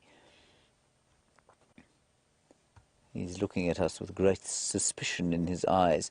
But he was climbed right up there and at a sort of very awkward angle. He's just come down now. See if he goes up again. And elephants are surprisingly good climbers. Often when you're on foot and you see an elephant, you look around and you see a termite mound, but you think, well, you know, if he gets really upset, I'll just climb up the termite mound. And that would be a mistake, because elephants can climb. Well, not quite like a leopard, but they can certainly get up and down a termite mound like that. Young bull.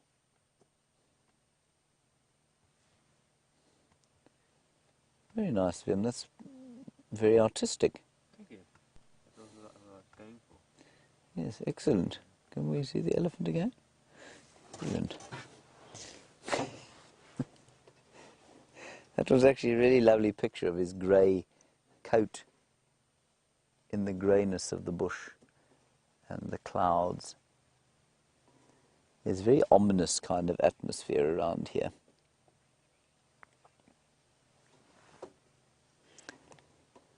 Hasha, interestingly, oh, that's a beautiful look at his mouth as he chews there, a triangular-shaped bottom jaw. You want to know where the elephants go in the winter evenings? Oh, Tasha. Tasha, they go nowhere. They go where they are. They can't really go anywhere when it's cold because they live out here. And they don't get cold like us. You can see they've got absolutely no hair on their bodies other than that sort of beard he's got underneath his chin. And a little bit of hair on the head. That's a remarkable shot. and of course the hair that they have on their tails. And there's a really sort of interesting physiological discussion around that.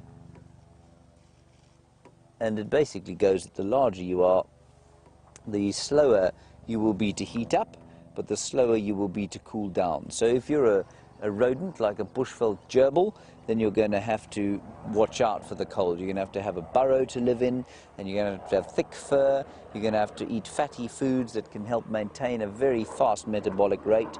If you're an elephant, sorry, I'm just going to wait for that to go past.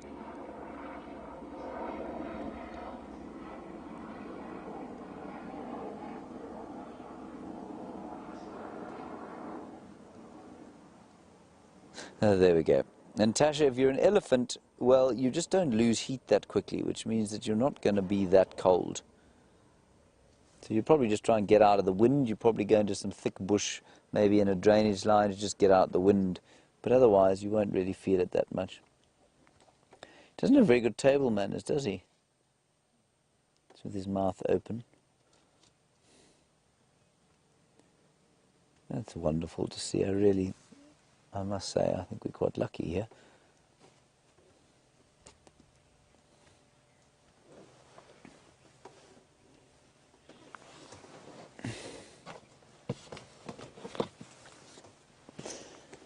Donna, a very good point from you. You say we often see white bits in the elephant's eyes. You want to know if it's ticks. No, it's not. It's like sleep. You know when you wake up and you've got sort of grime on the inside of your eyes? That's just what that is. And I think in the dusty winter, their eyes do water quite a lot. And I think in the dusty winter time, that's wonderful. In the dusty winter, those tears get sort of almost form mud with all the dust that there is around, and they just get stuck there. And you said, do they remove them with their trunks? Most certainly. They scratch their eyes, their trunks a lot. They scratch their ears too. It's obviously not bugging him too much, though. He's having a lovely meal.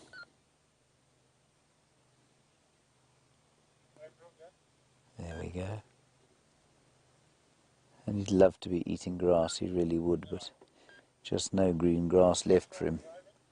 Now, interestingly, an elephant, a fully grown elephant bull, has got a greater reach into a tree than a giraffe does, which I think is quite fascinating given how tall a giraffe is. Here he comes. Seems to be walking straight towards us. That's quite nice. Well, it will be nice if he doesn't come all the way to us. He's a youngish bull. And what he's doing, everyone, is just, I remain convinced that elephants are highly intelligent, and I think they get bored. I think they get bored out of their minds by walking around, eating all day long. And now here is a bit of entertainment, a bit of company for them to engage with. Don't push that tree over. I shall be very cross with you.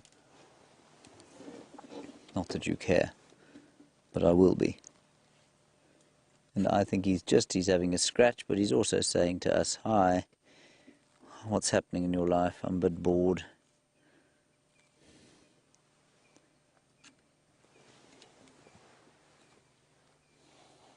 Isn't that nice?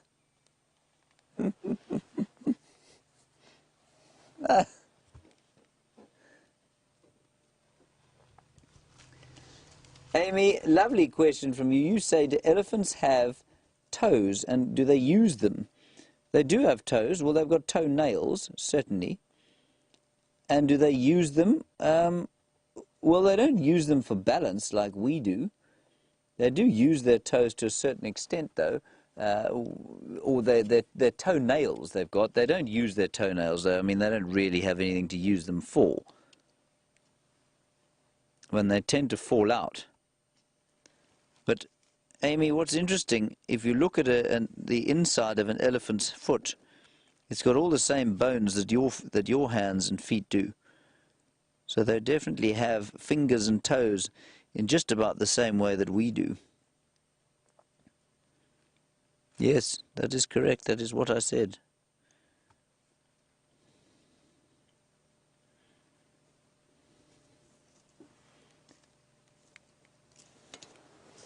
Now, Betty, I'm going to talk a little bit more quietly as this fellow comes up to say hello to us.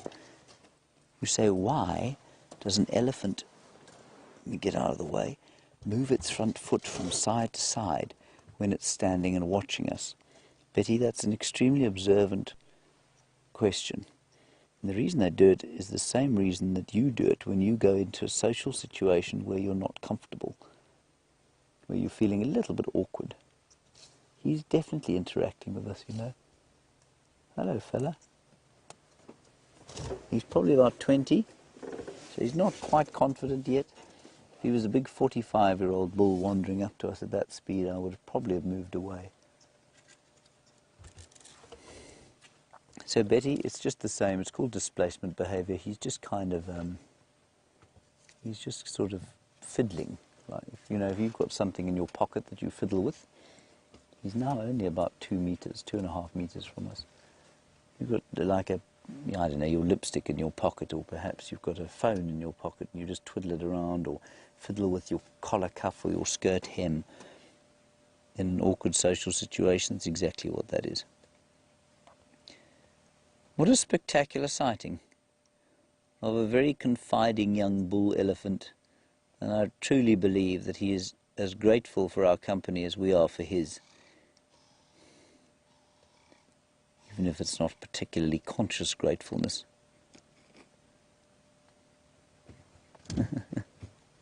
That's just wonderful. So he didn't have to come down here. Oh, okay, sure. Paul, you want me to stand behind, next to that tree for a size comparison? The elephant has now moved off. I'll go and do that. Liam, I won't move the car. I'll go as quickly as I can.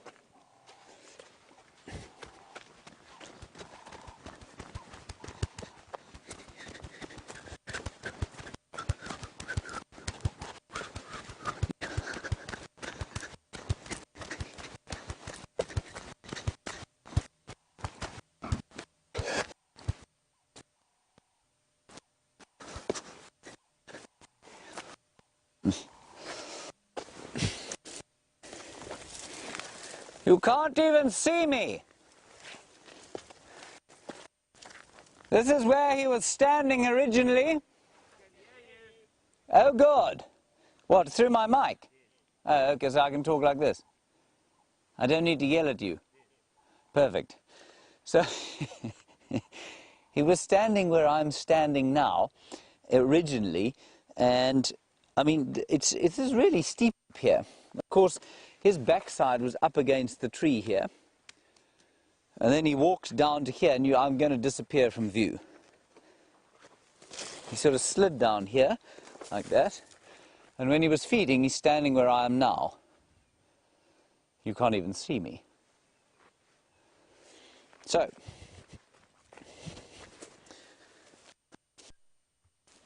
that elephant will get at least a third bigger than he is, sorry. And he probably stands about, I don't know, say 8 feet at the shoulder at the moment. He might get up to about 11 feet when he's fully grown. I'm astounded you can still hear me. Shame, I must have blasted your ears there. What do you think that came out of?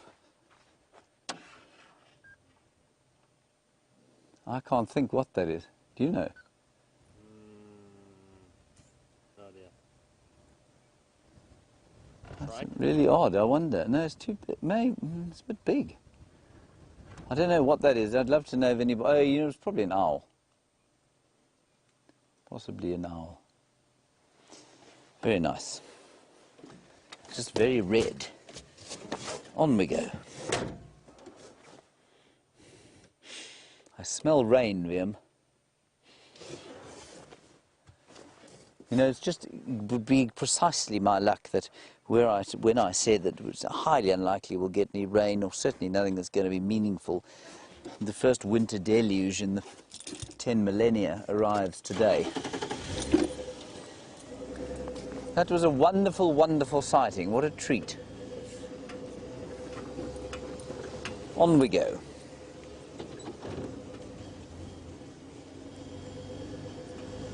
Right, so like I said, we're going to go around here and see if we can't pick up some tracks of Karula the Queen.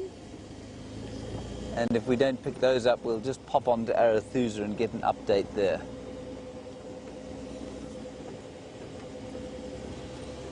You smell the rain, Viam? Yes. Mmm.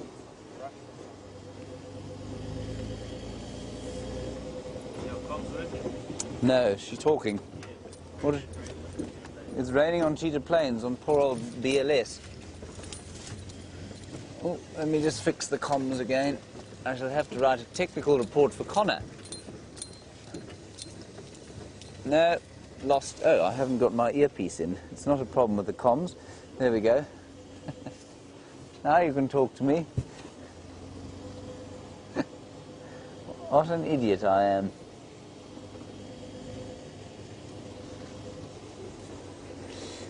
Hello, Kathleen. You're in Kansas, and you want to know why it is that the wind would make an animal the size of an elephant uneasy. Elephants have a very strange, or seemingly strange, response to predators. They are, I think, unnaturally terrified of predators. We've seen them react extremely defensively to wild dogs. Certainly to leopards and lions, they react very defensively. Hyenas too, probably. Oh, it's spitting on us now. And Kathleen, the reason I'm going through all of that detail is that the wind response is a response to their fear of predators. It's the same as every other animal out here. When it starts to blow, it's difficult to hear what's coming, it's difficult to smell what's coming, and it becomes, in light like this, difficult to see what's coming too. And so all animals are uneasy with wind. They're cold as well. And I think what you'll find with elephants is that seemingly overzealous response to any kind of predator is exacerbated, is increased by the wind. It's the same reason that you find it eerie when the wind is blowing. It's the same, exactly the same. When you go outside on a stormy night, it's you get a sense of intimidation. You get a sense of, I get nervous, well, not nervous, but you certainly feel that sense of, I don't know, eeriness. And that, I think, is a sort of throwback to our evolutionary past. You know, if you go outside now and it's dark and blustery into your garden, the chances of you being set upon by some sort of predator are very slim to zero. But we still feel that. We still feel like if a criminal is going to attack, it's going to be on a blustery, cold night. And that's a throwback to our evolutionary past, when predators were very difficult to perceive, difficult to hear, difficult to smell on windy nights and windy days. Now, this is where I had the little cubbies yesterday. They've moved now. But Viam and I will just relive the memory of seeing George in that tree there that you can see. Good old Georgie boy. And his sister Charlotte on a termite mound. Just the other side. I don't see her there now, Viam. Do you see her? Oh, Charlotte. It's okay. I'll get over it. I think she's taken them south into Little Gowrie, which is the reserve, excuse me, to the south of us. Did I knock the aerial down again? Liam, you must sort that out, otherwise your life's going to be very difficult. The aerial keeps falling over, everyone. That's the antenna. There's definitely a bit of spitting of moisture coming out of the air. And it's unusually dark for this time of the day, I feel. It is very dark. I might have to turn some lights on already.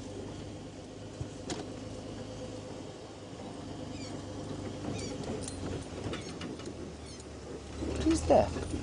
Oh, it was the white crown shrike. There's some kudu, Viam. That's number 7, I think.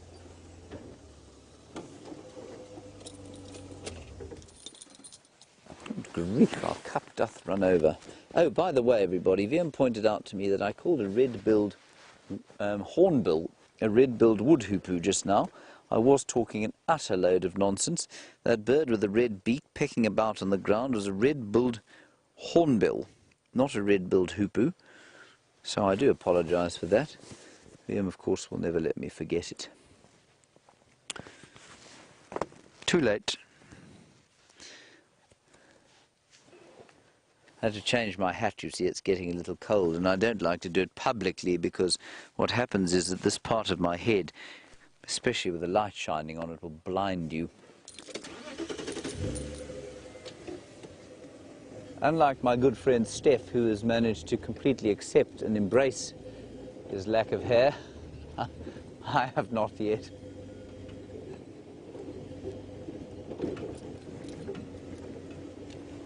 Now, what's wrong with my Busby? It sounds muffled, it's in the same place. Does it still sound muffled? There we go. I think it's your earphones, or your ears. No, let's not go this way. Let's go the other way. We're now at Treehouse Dam, where no thirsty animals have come to drink, because it's just not hot enough to be thirsty. JJ, Kerry, a nice question from you about being on foot with hyenas. JJ, that you say, would we be safe being on foot with them? JJ, VM and I actually found that den on foot. And when we got there, how many were there? 3 or 4 hyenas there when we found it eventually. And they all just ran away. So yes, you'd be relatively safe. I think that if you were to walk up to it, that mother would run away. If you then decided to stick your head down into the den site, she might be encouraged to come back. She wouldn't for most other predators, but I think hyenas are clever, and if they sense any kind of weakness, so if you were on the ground perhaps and you bent over and you tried to sort of fish her babies out of the den site, then I think she'd become very upset. But mostly, if you walk up to a hyena den site, the adults disappear, the babies go down into the den where they're safe, and that's what they do. Hyenas normally on foot, completely fine to view, normally run away. I had one experience on this reserve, and that was about a year ago actually. I was walking around just near Buffelshoek Dam, looking for something, and I saw a hyena. And instead of running away, she stopped and she looked at me like that, so I clapped my hands and she ran. Then I came around a bush and she was waiting there for me. So I made a big noise and sort of chased her. Because, you see, once a predator out here realizes that we are completely pathetic physical specimens, well, then the game's up. I mean, it's a completely psychological hold we have over the animals out here. The reason we can drive around like this, we can walk around relatively safely, is that animals see us as the apex predator, which we are if we're armed and if we're in a big group. On our own, however, we're massively vulnerable. But the animals don't know that. And that's why when you hear about man-eating lions and man-eating tigers and leopards, and people in the media especially, or in stories and legends, like to say, well, once a lion gets a taste for human blood, well, it'll never go back again. It's not a taste for human blood at all. All it is the fact that they realize that we're really easy to kill, much more so than something like a baboon or an impala. We're slower, we don't have very big teeth, and we're not very strong. So that's all that is. At night, it's a different story. They will generally be a lot more confident. So you don't want to be knocking about at night on foot. And Rob Beach, I don't think I've heard from you before, so if it is your first question, thank you for asking it. You want to know if any of us have been bitten by a big cat before, any of the presenters? No, I don't think any of us have been bitten by a big cat. I haven't, certainly. Steph hasn't been bitten by a big cat. Brent, I don't think so. Pretty sure he hasn't. No, Jamie hasn't been bitten by a big cat. You don't generally, you're not often able to tell the story if you get bitten by a big cat. I got bitten once by a pretty big cat. Oh, I see, you mean a big house cat. Yes. Viam's been bitten by a big house cat, everybody. Was it your own cat, Viam? Yes. Oh. Why did it bite you? They do that. They do that, okay. Wiem's cat, everyone, while we're not looking at much, adopted him. Not the other way around. It arrived in his house one day and remained. That's correct, isn't it, Wiem? And then when he moved to Cape Town, it went with him. In the car, not in a basket. And it has never left. Yeah, the basket I bought was a bit too small. The basket was too small. It was a big cat, is it? There's another kudu. Grief. And impala, mixed species, and a fork-tailed drongo. I don't know where to look.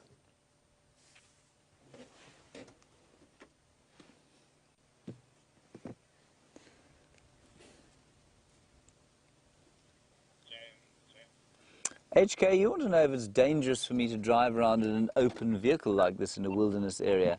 HK, this is a common question, and it's a good one. And the answer is, the flippant answer will be, well, I don't have a death wish, so yes, it is completely safe. The more full and respectful answer would be, yes, it is, because the animals don't see us, or the predators, the potentially dangerous animals, don't see us as a threat in here.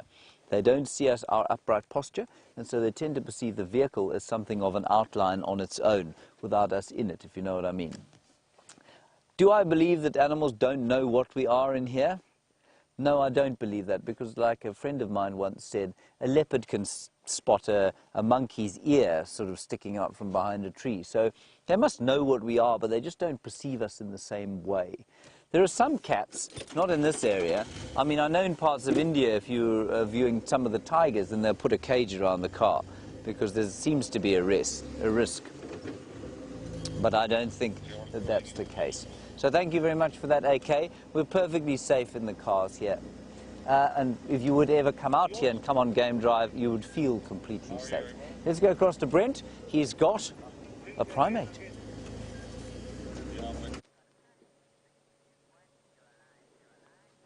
Now, here's a vervet monkey who's looking about as unhappy with life as I am at the moment. Now, that one's keeping watch, while the others are actually quite spread out. You can't really see them up in the tree there. But there are some on the ground, and there's a sentinel. I'm just got to talk to James. So you're going to get the same update I want to give James. James, just to let you know, they've got Karula and Mampimpan somewhere, Hoffman's boundary little gari.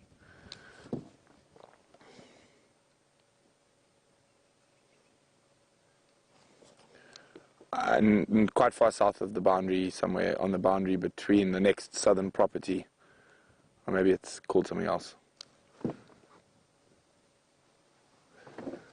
So there we go, you heard Karula and her cubs are to the south of the boundary. Hello, monkeys! So, he's a shivering monkey, like me. Now, somehow, I have managed to misplace one glove each. So, I've misplaced the right-hand glove like this, and I've misplaced the left-hand mitten. So now we are rolling with two different gloves today. So what I think we're going to do is we're going to leave these monkeys. I think they're probably going to rest up here. They don't look like they want to move too much. And we're going to head towards the northern boundary, and I want to scour for any possibility of those inkahumas. If they didn't catch anything big last night, there's a good chance they're going to start moving in this cold, windy weather.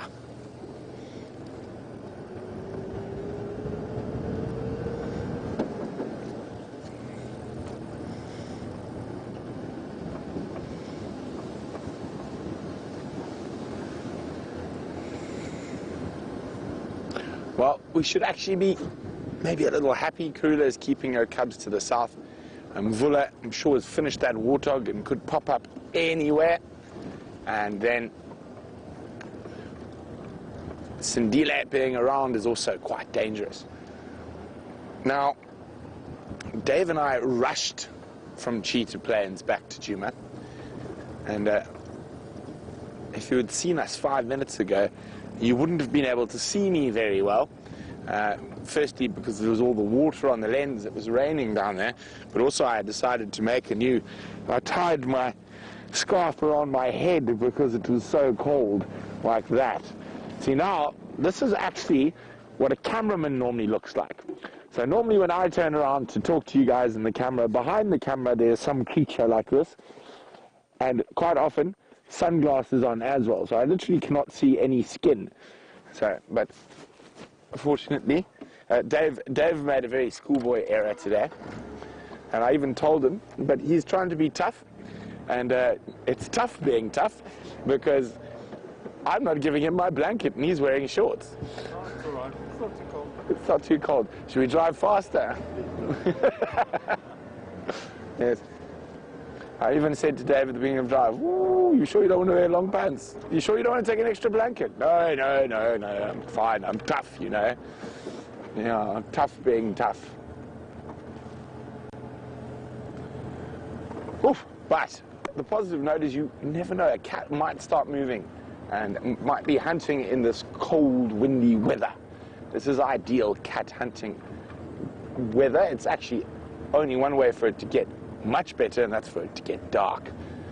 There'll still be enough ambient light bouncing off the moon, I mean not the moon, the clouds, that the cats will be able to see enough to hunt tonight.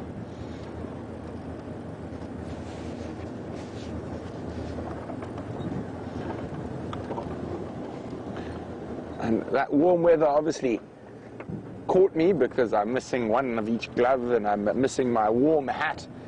I was definitely going to dig it out.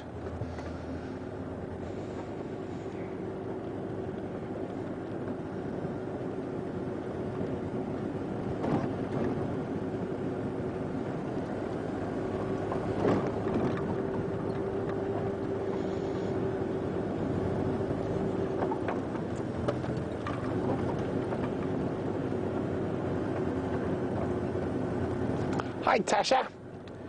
Tasha would like to know if the animals can, or if we can smell the rain, so can the animals also, and does it make them go into hiding?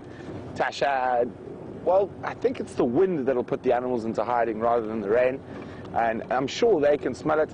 When I say rain, it was a slightly above strong drizzle is probably a better description, but in case there was heavier rain, Dave and I did not want to be caught all the way on cheetah plains. It's quite a long drive. It's about 20 minutes. And 20 minutes in the pouring rain at this temperature, even Dave might stop being tough.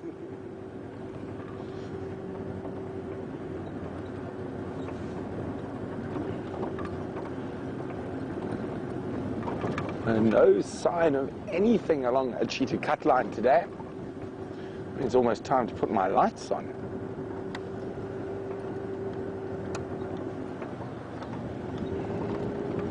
Now, not so I can see where I'm going, but to see if there are any tracks on the road.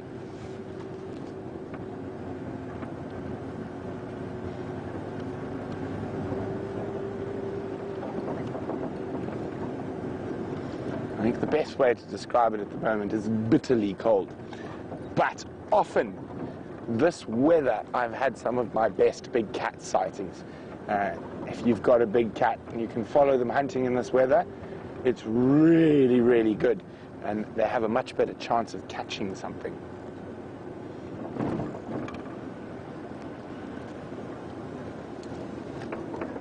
And of course, if you're not out on drive, you're not going to see anything at all.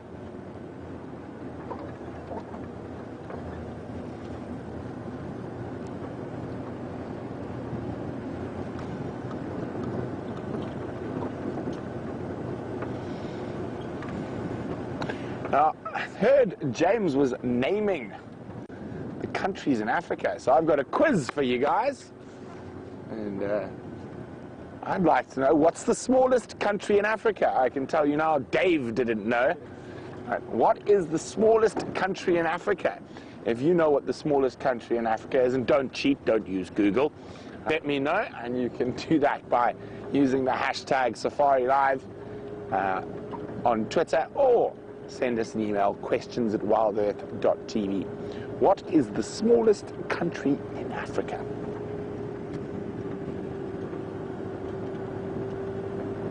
Well, since I think we're not going to see too many animals unless we find some cats, I think I'm going to dedicate the rest of the Sunset Safari to a few quizzes.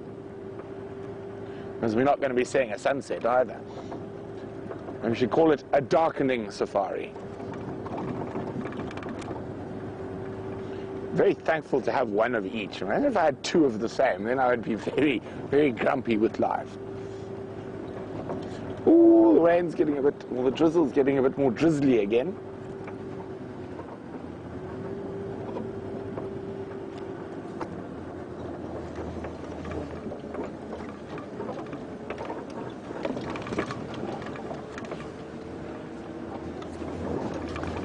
We're not quite ready to reach for rain covers.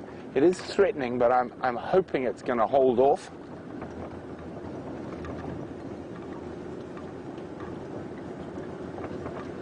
I think the very British way of putting what we're experiencing at the moment, it is spitting.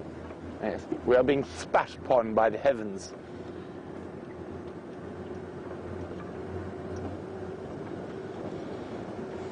Now, for those of you not sure, I'll be going on leave after tomorrow's sunrise safari. And I'll be meeting up with Jamie, and we're off to a friend's wedding on the south coast of KwaZulu-Natal. And we're looking forward to being by the seaside. And it'll be quite fun.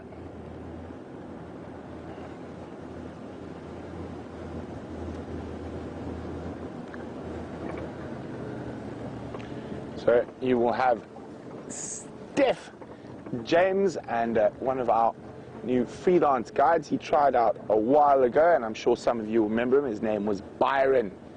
I think he tried out just before Jamie started. So he'll be coming for a couple of days while myself and Jamie are away.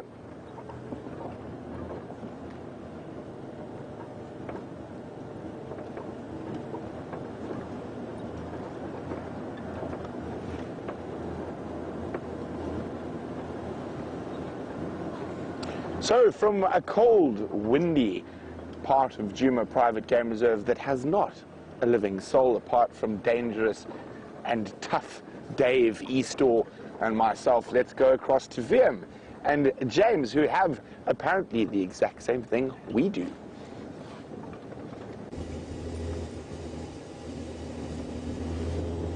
We're on Arathusa, everybody, and we are heading in a northerly direction, which is only relevant because I can't show you any animals. Update on Karula, Brent gave you, of course, she's south of the reserve, but we did come into the area where Mvula was. He apparently crossed east onto, or his tracks crossed east onto Vuyatela or onto Djuma sometime this morning. So we're going to head back that way and see if we can't pick him up somewhere around Impala Plains or Sydney's Dam, maybe lurking in the shade of a guarri bush where they'll be a little bit sheltered from the rain, which is starting to spit upon us, is it not, Wiem? Not so much anymore. I've closed up all of my camera equipment so that I can't take any really awful photographs in light like this.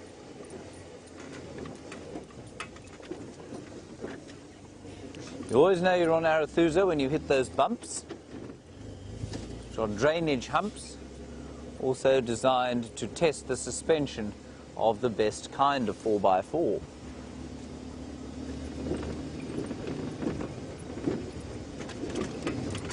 So what we're going to do is drive all the way up to the gate, to the Sabi-San gate, and then we're going to turn down and come down our main access road and see if we don't pick something up there. And also maybe those jackals. There have been some silverbacked / side-striped jackals lurking about on Impala Plains. Now we've got to be very careful turning onto the main road here, because people do drive with rather hurried speed along here. Okay, this is the boundary now between Arathusa to our left and Djuma to our right, and Mvula just up to the north of us there, headed to the east, so that's on to Djuma. So we're going to drive a little bit faster, and we'll see if we aren't very lucky. You right back there, Wiem, are you cold? It is getting a little bit chillsome out here. There, everybody, is a magpie. Gone. No, gone, never mind.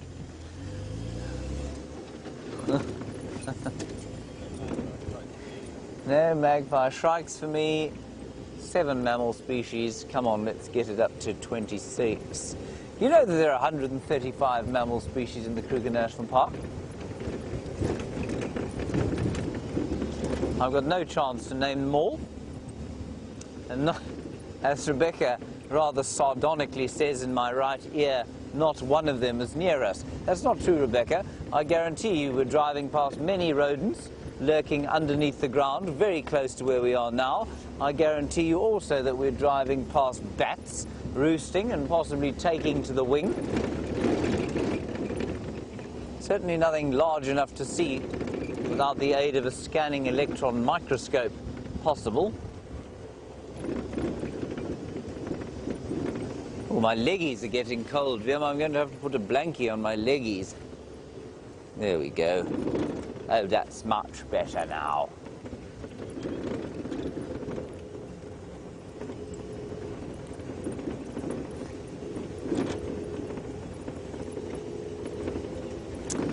Aqua, a wonderful question from you, and I'm so glad you asked it, because the other day we had precisely what you just asked. You say, is it possible to ever see roosting or foraging fruit bats? Not often, but yes, we saw one the other day. We saw Wahlberg's epauletted fruit bat.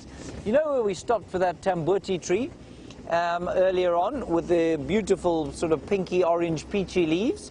That tree had a fruit bat in it, and it flew out as soon as it saw us and sort of flew off. But it was a big fruit bat, about that big.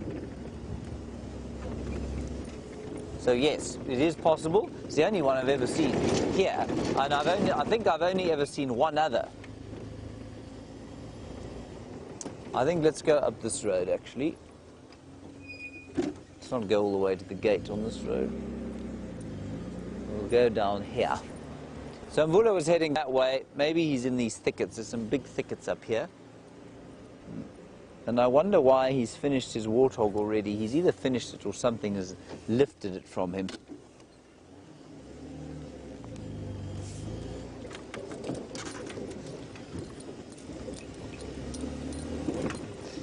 I saw another mammal on the road here, everyone. I think it was a duiker, so it doesn't really count. We've seen one of him already.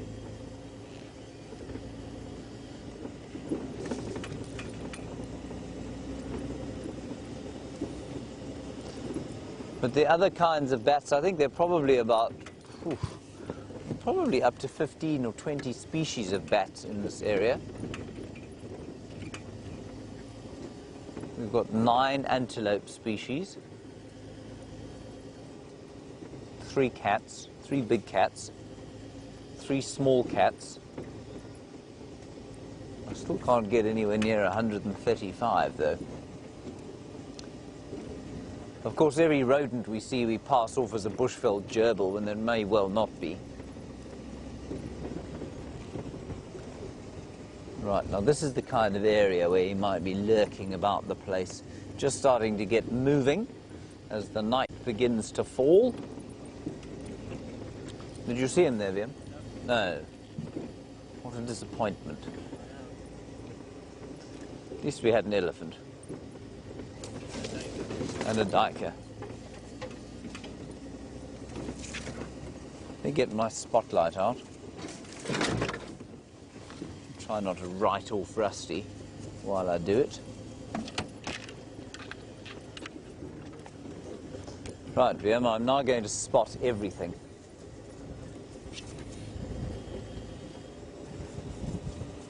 Or not.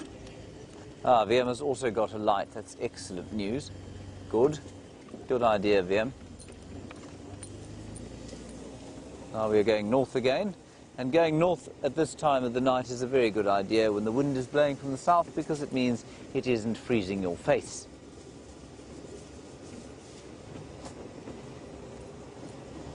We'll just stop up here and have a little bit of a listen to see what we can hear, other than arrow-marked babblers calling.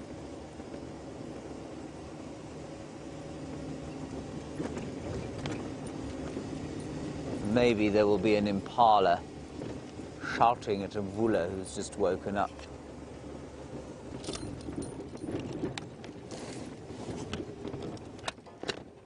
All right, so let's have a proper listen.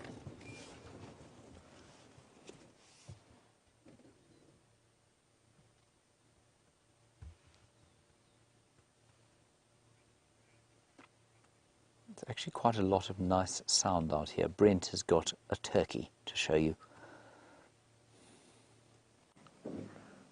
The ones that are fighting. They've got something there. There's 3 or 4 of them that were fighting over it looked like maybe a lizard or a snake even. I can't see now, but we've got 1, 2, 3, 4, 5, 6 ground hornbills. Oh, isn't this incredible? A lovely big flock of one of the most endangered birds. Go a little bit to the left there. There's some... There. What are they? Oh, pecking into a piece of wood, seeing if there was anything in it. Isn't that incredible? See, the one at the back there, that's a male. So I'm telling that by the large casque. Now, a casque is that extended piece of the beak that's on top. And unfortunately, we are in a bit of a gremlin zone. I'm going to try roll to keep with them, but we might lose you.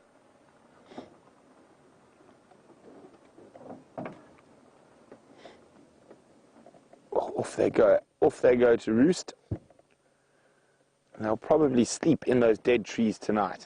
So we should be treated to a dawn chorus of doo, doo, doo, doo, doo, doo, doo, doo, doo. There's still one on the ground. Or 2, actually. There we go. That's the male. Oh, beautiful camera, David.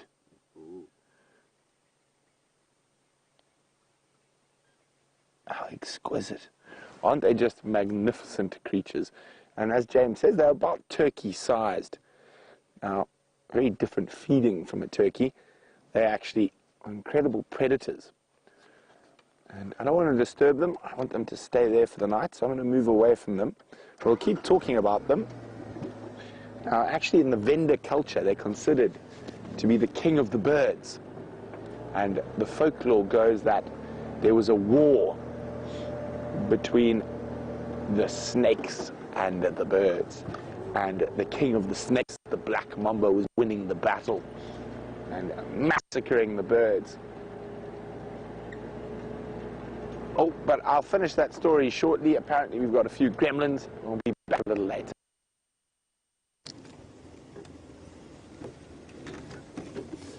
Sorry about that, everybody. Those turkeys, of course, probably the highlight of our drive so far, other than that wonderful elephant. We're just looking around here for the side-striped jackals. It's quite a, I was just saying before you left us, there's quite a lot of bird song. It's largely drongos. The odd white-browed scrub robin. And there are also some pearl-spotted owls going. They're being imitated by drongos.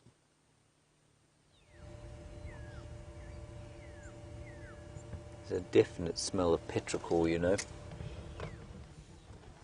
So somewhere it's been raining. And I think actually one of the game drives from Vuyatela has shut down because they were rained on.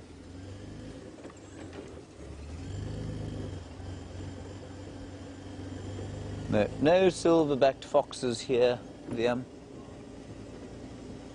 See if Mavula is around the corner, sitting regally on a termite mound or draped luxuriantly in a tree.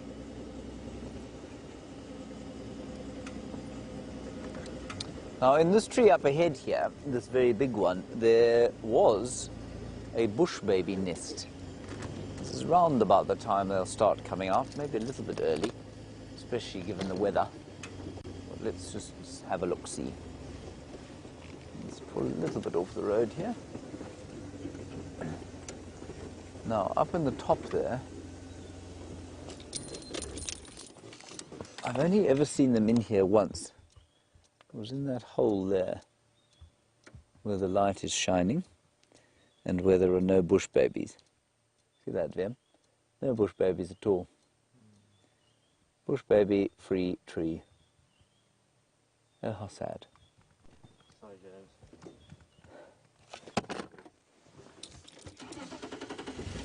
On we go. Ooh. Apparently Rebecca got a fright there. Rebecca, don't get a fright. Everything is all right. Everything is okay. Other than the lack of animals, everything is absolutely fine. Well, the elephants have been around here, pushing trees over.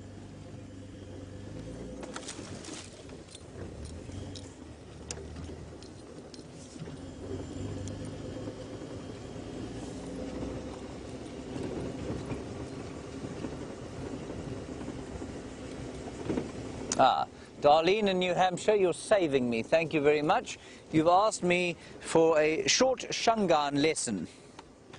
That I can do for you, especially while we're driving along. You say just a couple of greetings. Well, good morning is Avsheni, Avsheni, or Avusheni. That means good morning. And then if you said to somebody Avusheni, you would respond Ahe, which I love. It's just such a kind of, yes, hello, I see you. Ahe. So you say Avshen, Ahe. Then you would ask how someone was, and you'd say Unjani, and the U means you. Unjani means how. So Unjani, how are you? Unjani, and if you were saying I'm fine, in most of the South African languages you have to say you're fine. Even if you've just been run over by a bus, you must still, or buffalo, you must say I'm fine, but a buffalo has just gored me. So you'd say Ndiko, I'm fine. Maranyari indipile. I'm fine, but a buffalo has just hit me. So you must always say you're fine. So you'd say Ndiko or Ndipfukile. Ndipfukile means I'm fine. Ndipfukile, it actually means I'm still alive, or I'm awake. Which you would think was a given that you were speaking to somebody. So we'll go through that once more. Darlene, you will give the responses. I will give the initial greeting. So I will say to you, Darlene, Avshen, to which you will reply, Ahe, to which I shall reply, Unjani, how are you? And you will say, Ndipfukile, I'm fine, I'm awake. There we go. Then in the middle of the day, you would say, excuse me, there's a diker. In the middle of the day, you would say, Nhlekani, which basically means good midday. Nhlekani, instead of Avusheni, and the sound is made by pushing your tongue onto the top of your mouth and then blowing. And if you're Welsh, you'll have no trouble saying that. It's a very Welsh sound. Nhlekani. And then in the afternoon, or in the evening, you would say Riperile. Riperile, which means good evening or good afternoon, kind of late afternoon. Riperile. There we go. Absolutely nothing at Sydney's Dam. And there we go. And James Dungan, nice question from you. You say, does Shangaan have any of those clicking sounds? No, it doesn't. It's a whistling language. It has words like sesi and tsutsuma and zani. And so all of those have got little whistles in the front of them. I'm not going to go through what they all mean. But the languages in South Africa that have clicks are the Nguni languages, like isiXhosa, and Zulu. They all have clicks in them. And there's that wonderful phrase that goes, Iqaqa lidlula umgwaqo. Iqaqa lidlula umgwaqo. Which basically means, I think, the frog crosses the road. Iqaqa lidlula umgwaqo. There you go. But Shangaan, no clickety-clicks, just many whistly whistles. I see the lights of a spaceship up ahead. Do you see them, VM? Do you see that spaceship? I think that might be BLS, aka the Big Loud Sound, aka Brent Leo Smith. Let us go and commiserate on the lack of animals with him.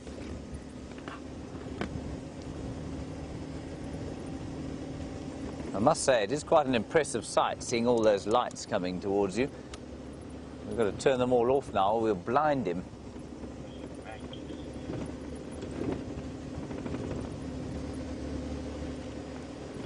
Hello!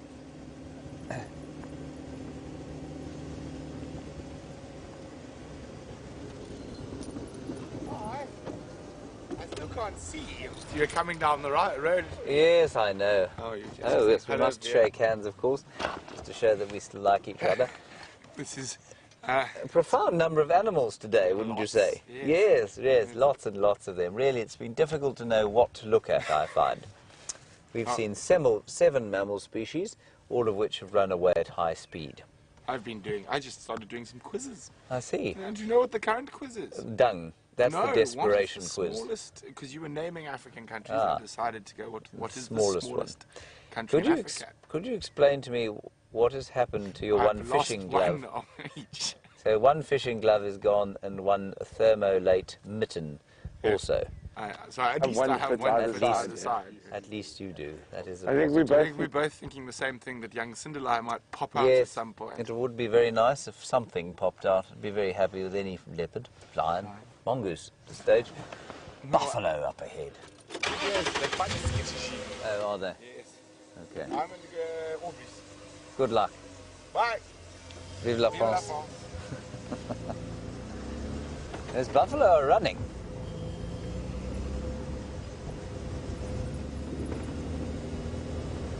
I wonder if they're not running from lions. Let me just call Brent quickly. Brent, come in. Anyone? Brenty, they were running, charging across the cut line here. I don't know if you want to check the fire break area. Copy, will do. Maybe the lions are here.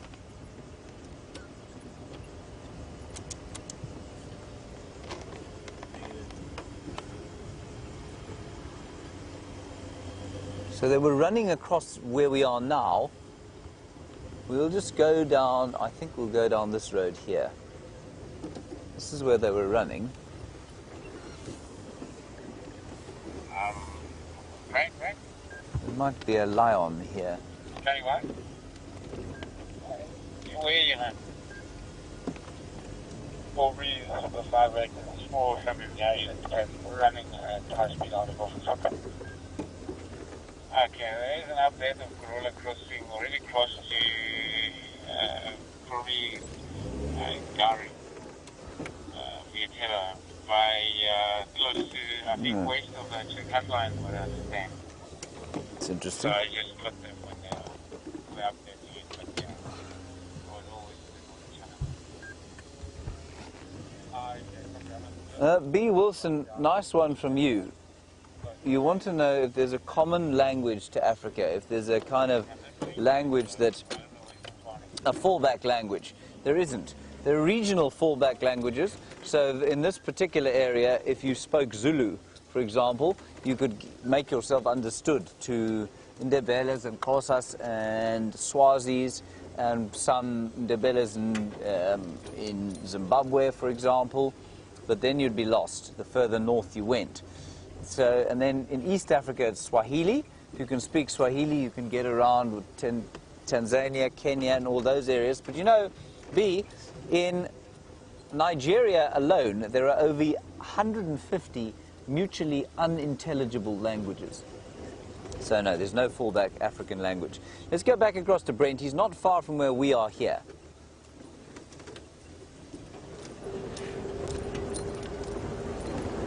Karula has just Hello, crossed I just saw you with James. Yes, but I'm going to take this chance to finish off that story about ground hornbills. So I was saying in Venda culture, they're considered to be the king of the birds. So history goes, the birds and the snakes were having an immense battle, but the snakes were winning. because the king of the snakes, the black mamba, was just so effective at biting all the birds, and eventually the birds went and begged the ground hornbill, who had remained, like Switzerland up to this point, neutral, and eventually the ground hornbill agreed to take up the birds' strife. And what happened was that met out in the battle, and the black mamba slithered out to the front, mocking the birds. "Is this the best you've got? I have dispatched all your warriors." And the ground hornbill promptly bit him in half. And that was the end of the king of the snakes. And then the birds made the reluctant ground hornbill a very reluctant king of the birds. They, of course, really, really adept at eating snakes. And that's probably where the origins of that folklore come from. Now, of course, we had a little quiz going a bit earlier, and I was being a bit naughty because there are, I suppose we can say, 2 correct answers.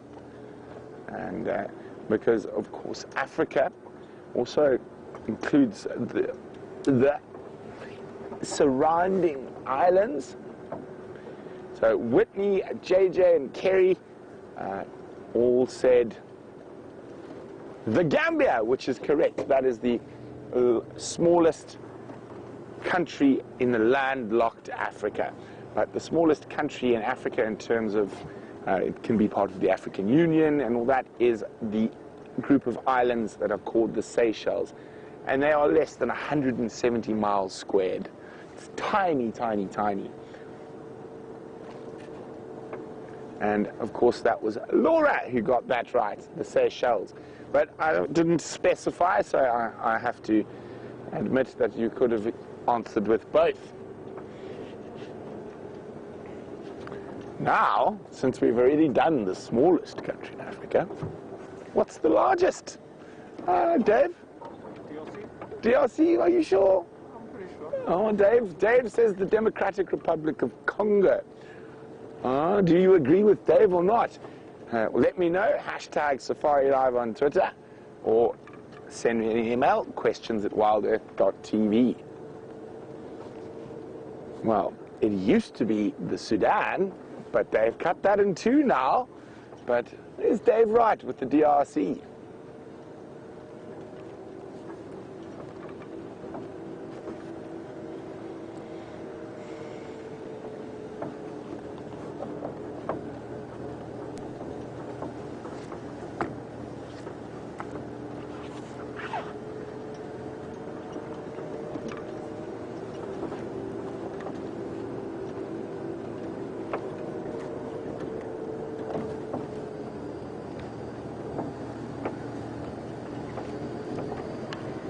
Oh, what have we got there?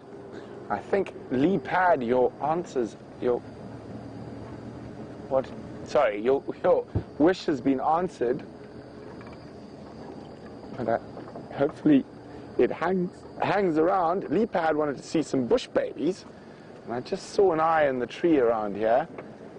But sometimes in this foul weather, they don't hang around too long. And it doesn't look like that one did, unfortunately. But I will keep checking. Now, Lee Pad would like to know what are the differences between the 2 species. Well, they're very easy to tell apart. The one we see on Drive is about this big. And literally would fit into my hand. And the thick-tailed is about the size of a domestic cat. So very difficult to get them confused. The thick-tailed generally live along the bigger rivers where there's a lot more sort of fruiting trees like fig trees and things like that. The lesser bush baby, or the South African bush baby, which we see, occurs throughout, even along the rivers, but also up in the drier areas. It's not the greatest bush baby weather. They're not too fond of the cold either, so they might be snuggled up a little bit longer than they normally are on an evening like tonight.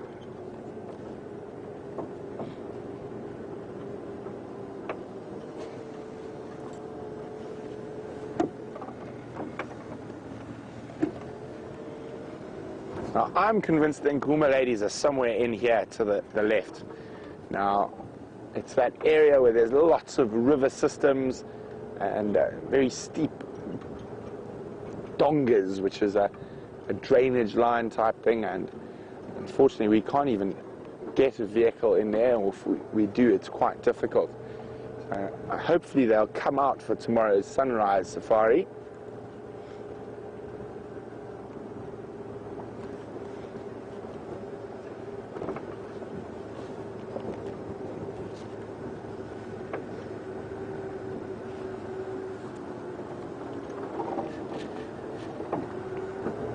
Now, the one thing that might be out tonight, a little bit earlier, are those gorgeous white-tailed mongoose on quarantine, or maybe an African civet in this cold weather, or even a serval.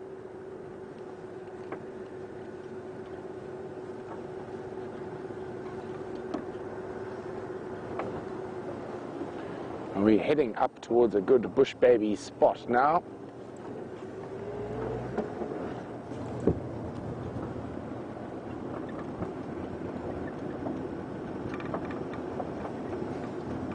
Oh, there is civet, African civet. Right in the road. I'm not going to try to get too close just yet. Look at that. I just said we might see a civet. There's one. It looks quite relaxed. And I said this colder weather might bring them out. We're going to try inch a bit closer.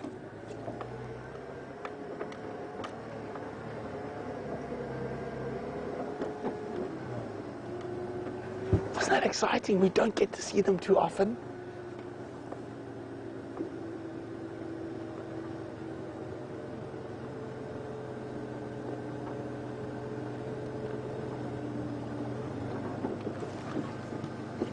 See him there, Dave?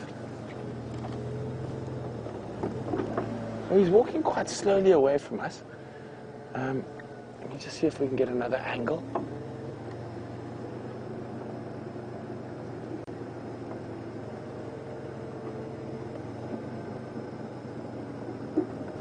He stopped to look at us in the center of the light. Dave, you got a gap through there? He's right at the back of the light there. I'm just going to move forward again a little bit. There might be a way to see him through the bushes.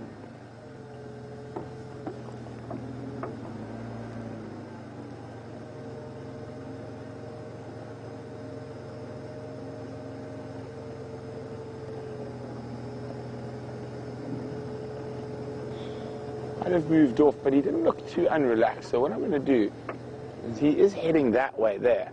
I'm going to go around and up onto the power lines, and we might get lucky enough to get another glimpse of him. So there's an open patch on the other side of that thicket.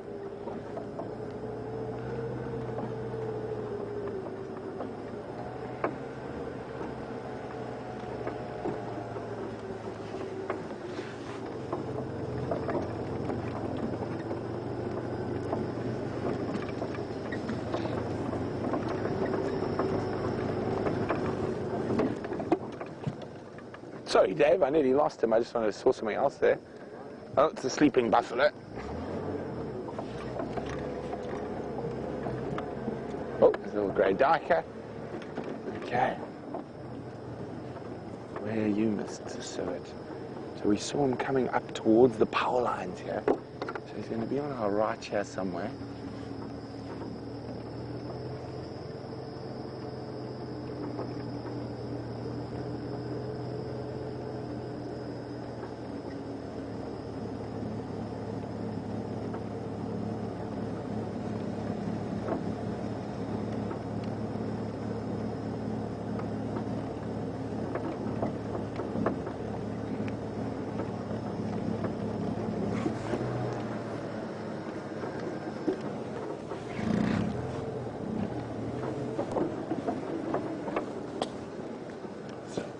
There he is, there he is.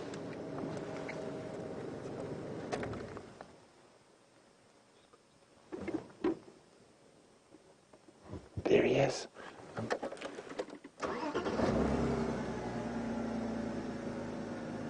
Look at him run. Hi, Arbeard. I'm going to try and get one last glimpse. Arbeard's wondering, is a civet a cat? It is not at all. it's probably far more closely related to mongoose. But if you had to, even though they're not related at all, it's similar sized and looks a little bit like a raccoon. There he is. Now this is the African civet. You do get tree civets in Asia and a palm civet further north in Africa.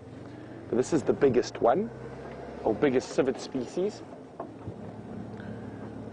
Let's see if we keep parallel. He seems quite relaxed.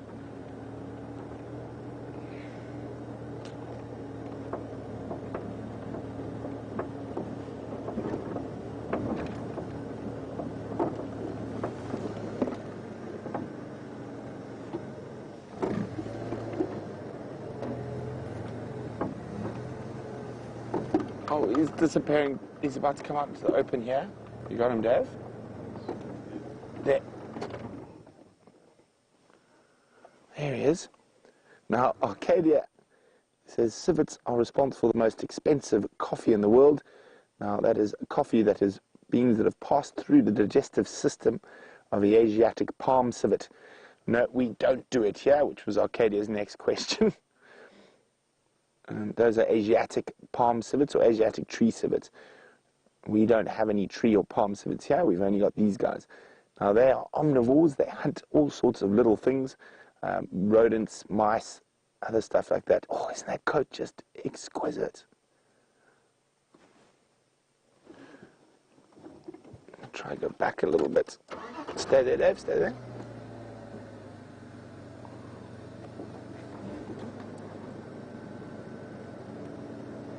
Oh dear. Maybe we'll get one last glimpse again. Let's just try. But he is going into a thick area. Oh, we're not going to...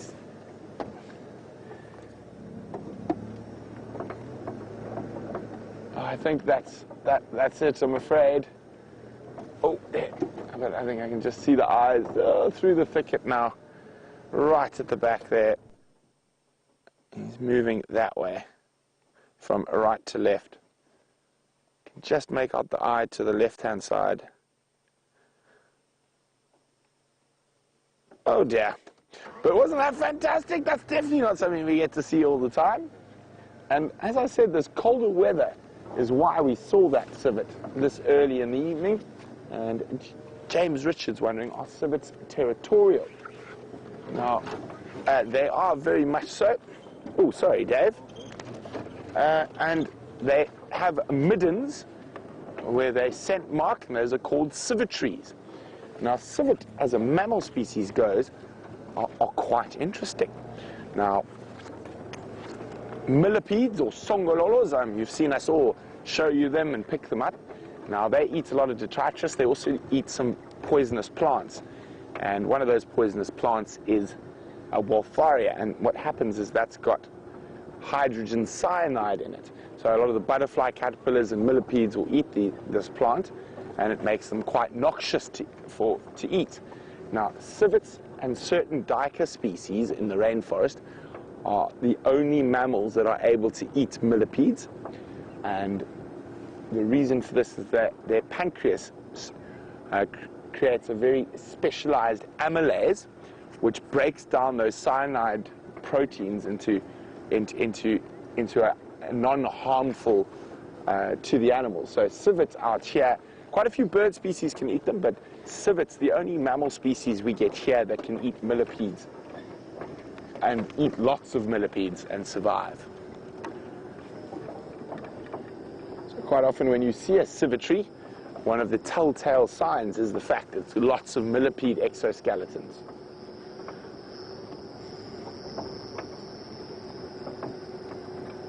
Now, it doesn't often work like that. Oh, we might see a white-tailed mongoose or a civet, and not even 5 seconds later, there was a civet on the road in front of us.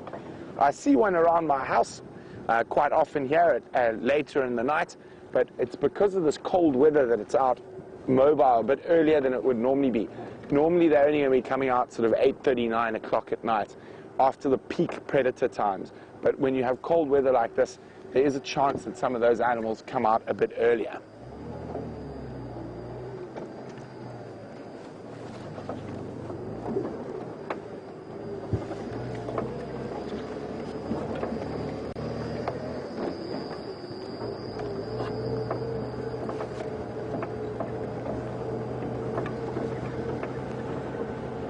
This is always a good area for bush babies. And as I said, I think tonight's a bit chilly for the bush babies. There's also a dead tree I like to check for the eagle owls. They quite like this weather. And of course the eagle owls are after those little chaps. We're not going to keep the lights on them for too long, but just so you can see them. There we go, a little scrub hare running away. So we don't want to show all the eagle owls where he is.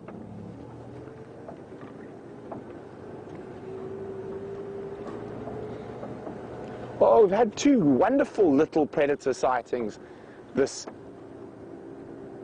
week, or in the last couple of days. We had that African wildcat the other night, and now the African civet. So, as I was saying, they're about the same size as a very big raccoon. They're not related to raccoons, but you can see the markings can sort of lead you to believe that. Incredible omnivores. They eat fruits, little mammals, insects, arthropods.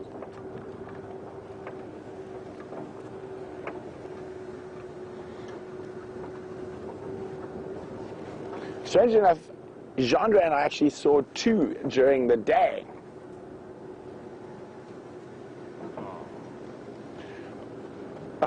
So you heard Dave go, "Ah," he just realized that he was wrong. So well done, Aaron. Oh, what was that? Sorry. Oh, I got sidetracked. So it was Aaron, Elaine, and Jeff who got it spot on. The largest country in Africa is indeed Algeria. Dave, I mean, they have to hit you with the geography stick. But from dangerous and tough, Dave Eastall on the back on camera, who is now freezing. He's got goosebumps all over his legs. He wants to be tough. And myself, we'll see you on the sunrise safari.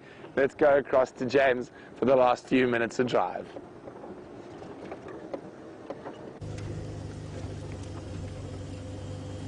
Well, that is very nice that you saw a civet, I must say. I've seen a rabbit since I last saw you. Well, not a rabbit, a hare. It ran away, obviously. Oh, and then I thought I saw a leopard. And Viam also thought we saw a leopard. It was sitting on a termite mound like this.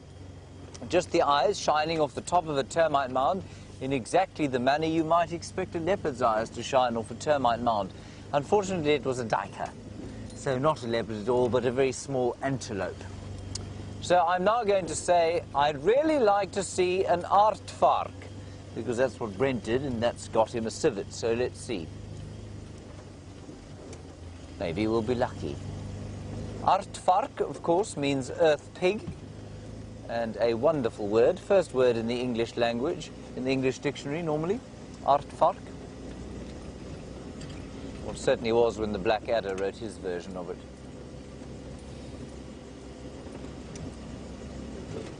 Let's go around quarantine clearings to see if our aardvark is going to make an appearance.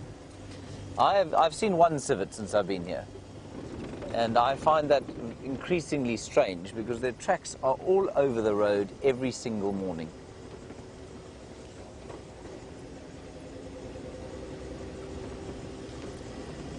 But not now. One of those late night animals, like Viam. Viam, you're a late night animal, aren't you? Used to be. Until you had to get up at 4 o'clock in the morning, you mean? Yes.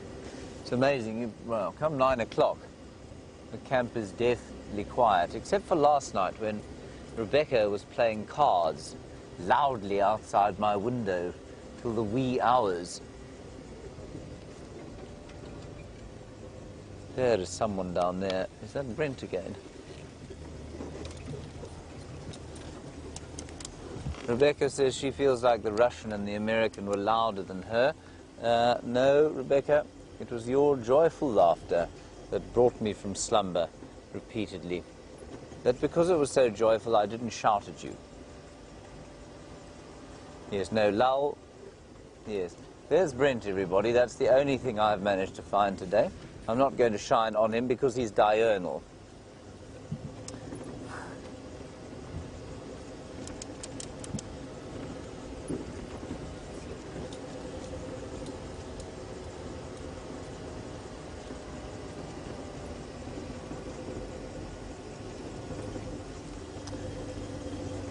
James Cole, you say perhaps Viam and I should sing "Put a Banana in Your Ear," and maybe that will bring us luck for tomorrow.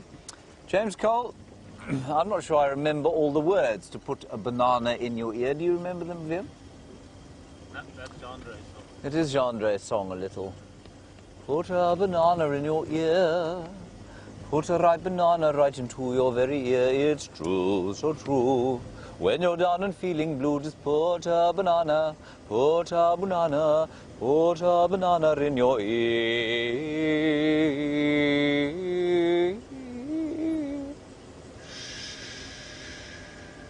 I think that's how it goes. Thank you, James Cole. I'll now expect prides of leopards to be leaping about, killing buffaloes, elephants, chasing other elephants, possibly wild dogs. That's the kind of day we're going to have tomorrow. Very nice. I can't believe I did that again. Jandre made me sing "Put a Banana in Your Ear." He's been insulted ever since. Sing a song you've been singing here all afternoon. Yes. What song's that? Hills Are Alive. Oh, I have been singing "The Hills Are Alive" with the sound of music with different words. Some of them not repeatable on a public forum, Viam. Let's keep that quiet. There was a herd of buffalo, like I said, running across the cut line, but we didn't see any kind of sign of lion or leopard. There's no moon to look at tonight. The grey sky continues. Oh, there's a light. What is that? It's an eye in the bush. Hang on a second. Hang on. What do you think it is, Viam? Do you think it's a duiker? I don't know, I can't see it. Just look in the middle of where the light is. There. There.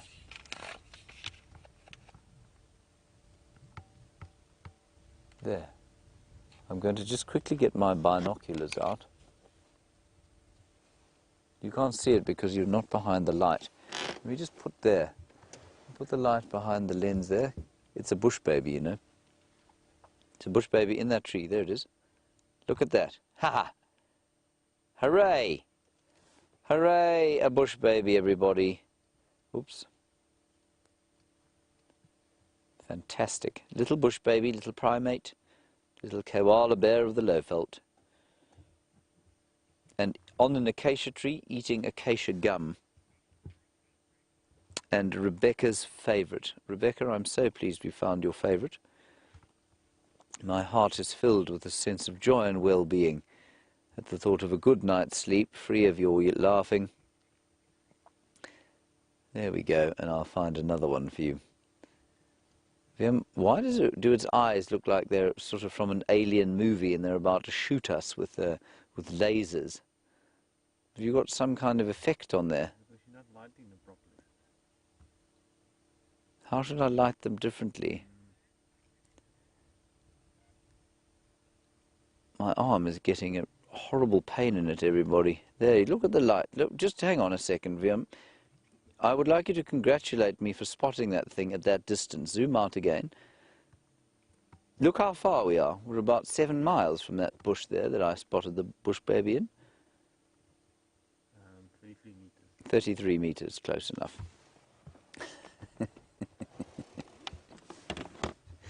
Right, that is going to be it from us, and I hope tomorrow that we're going to be able to find you an animal or hopefully a great plethora of them.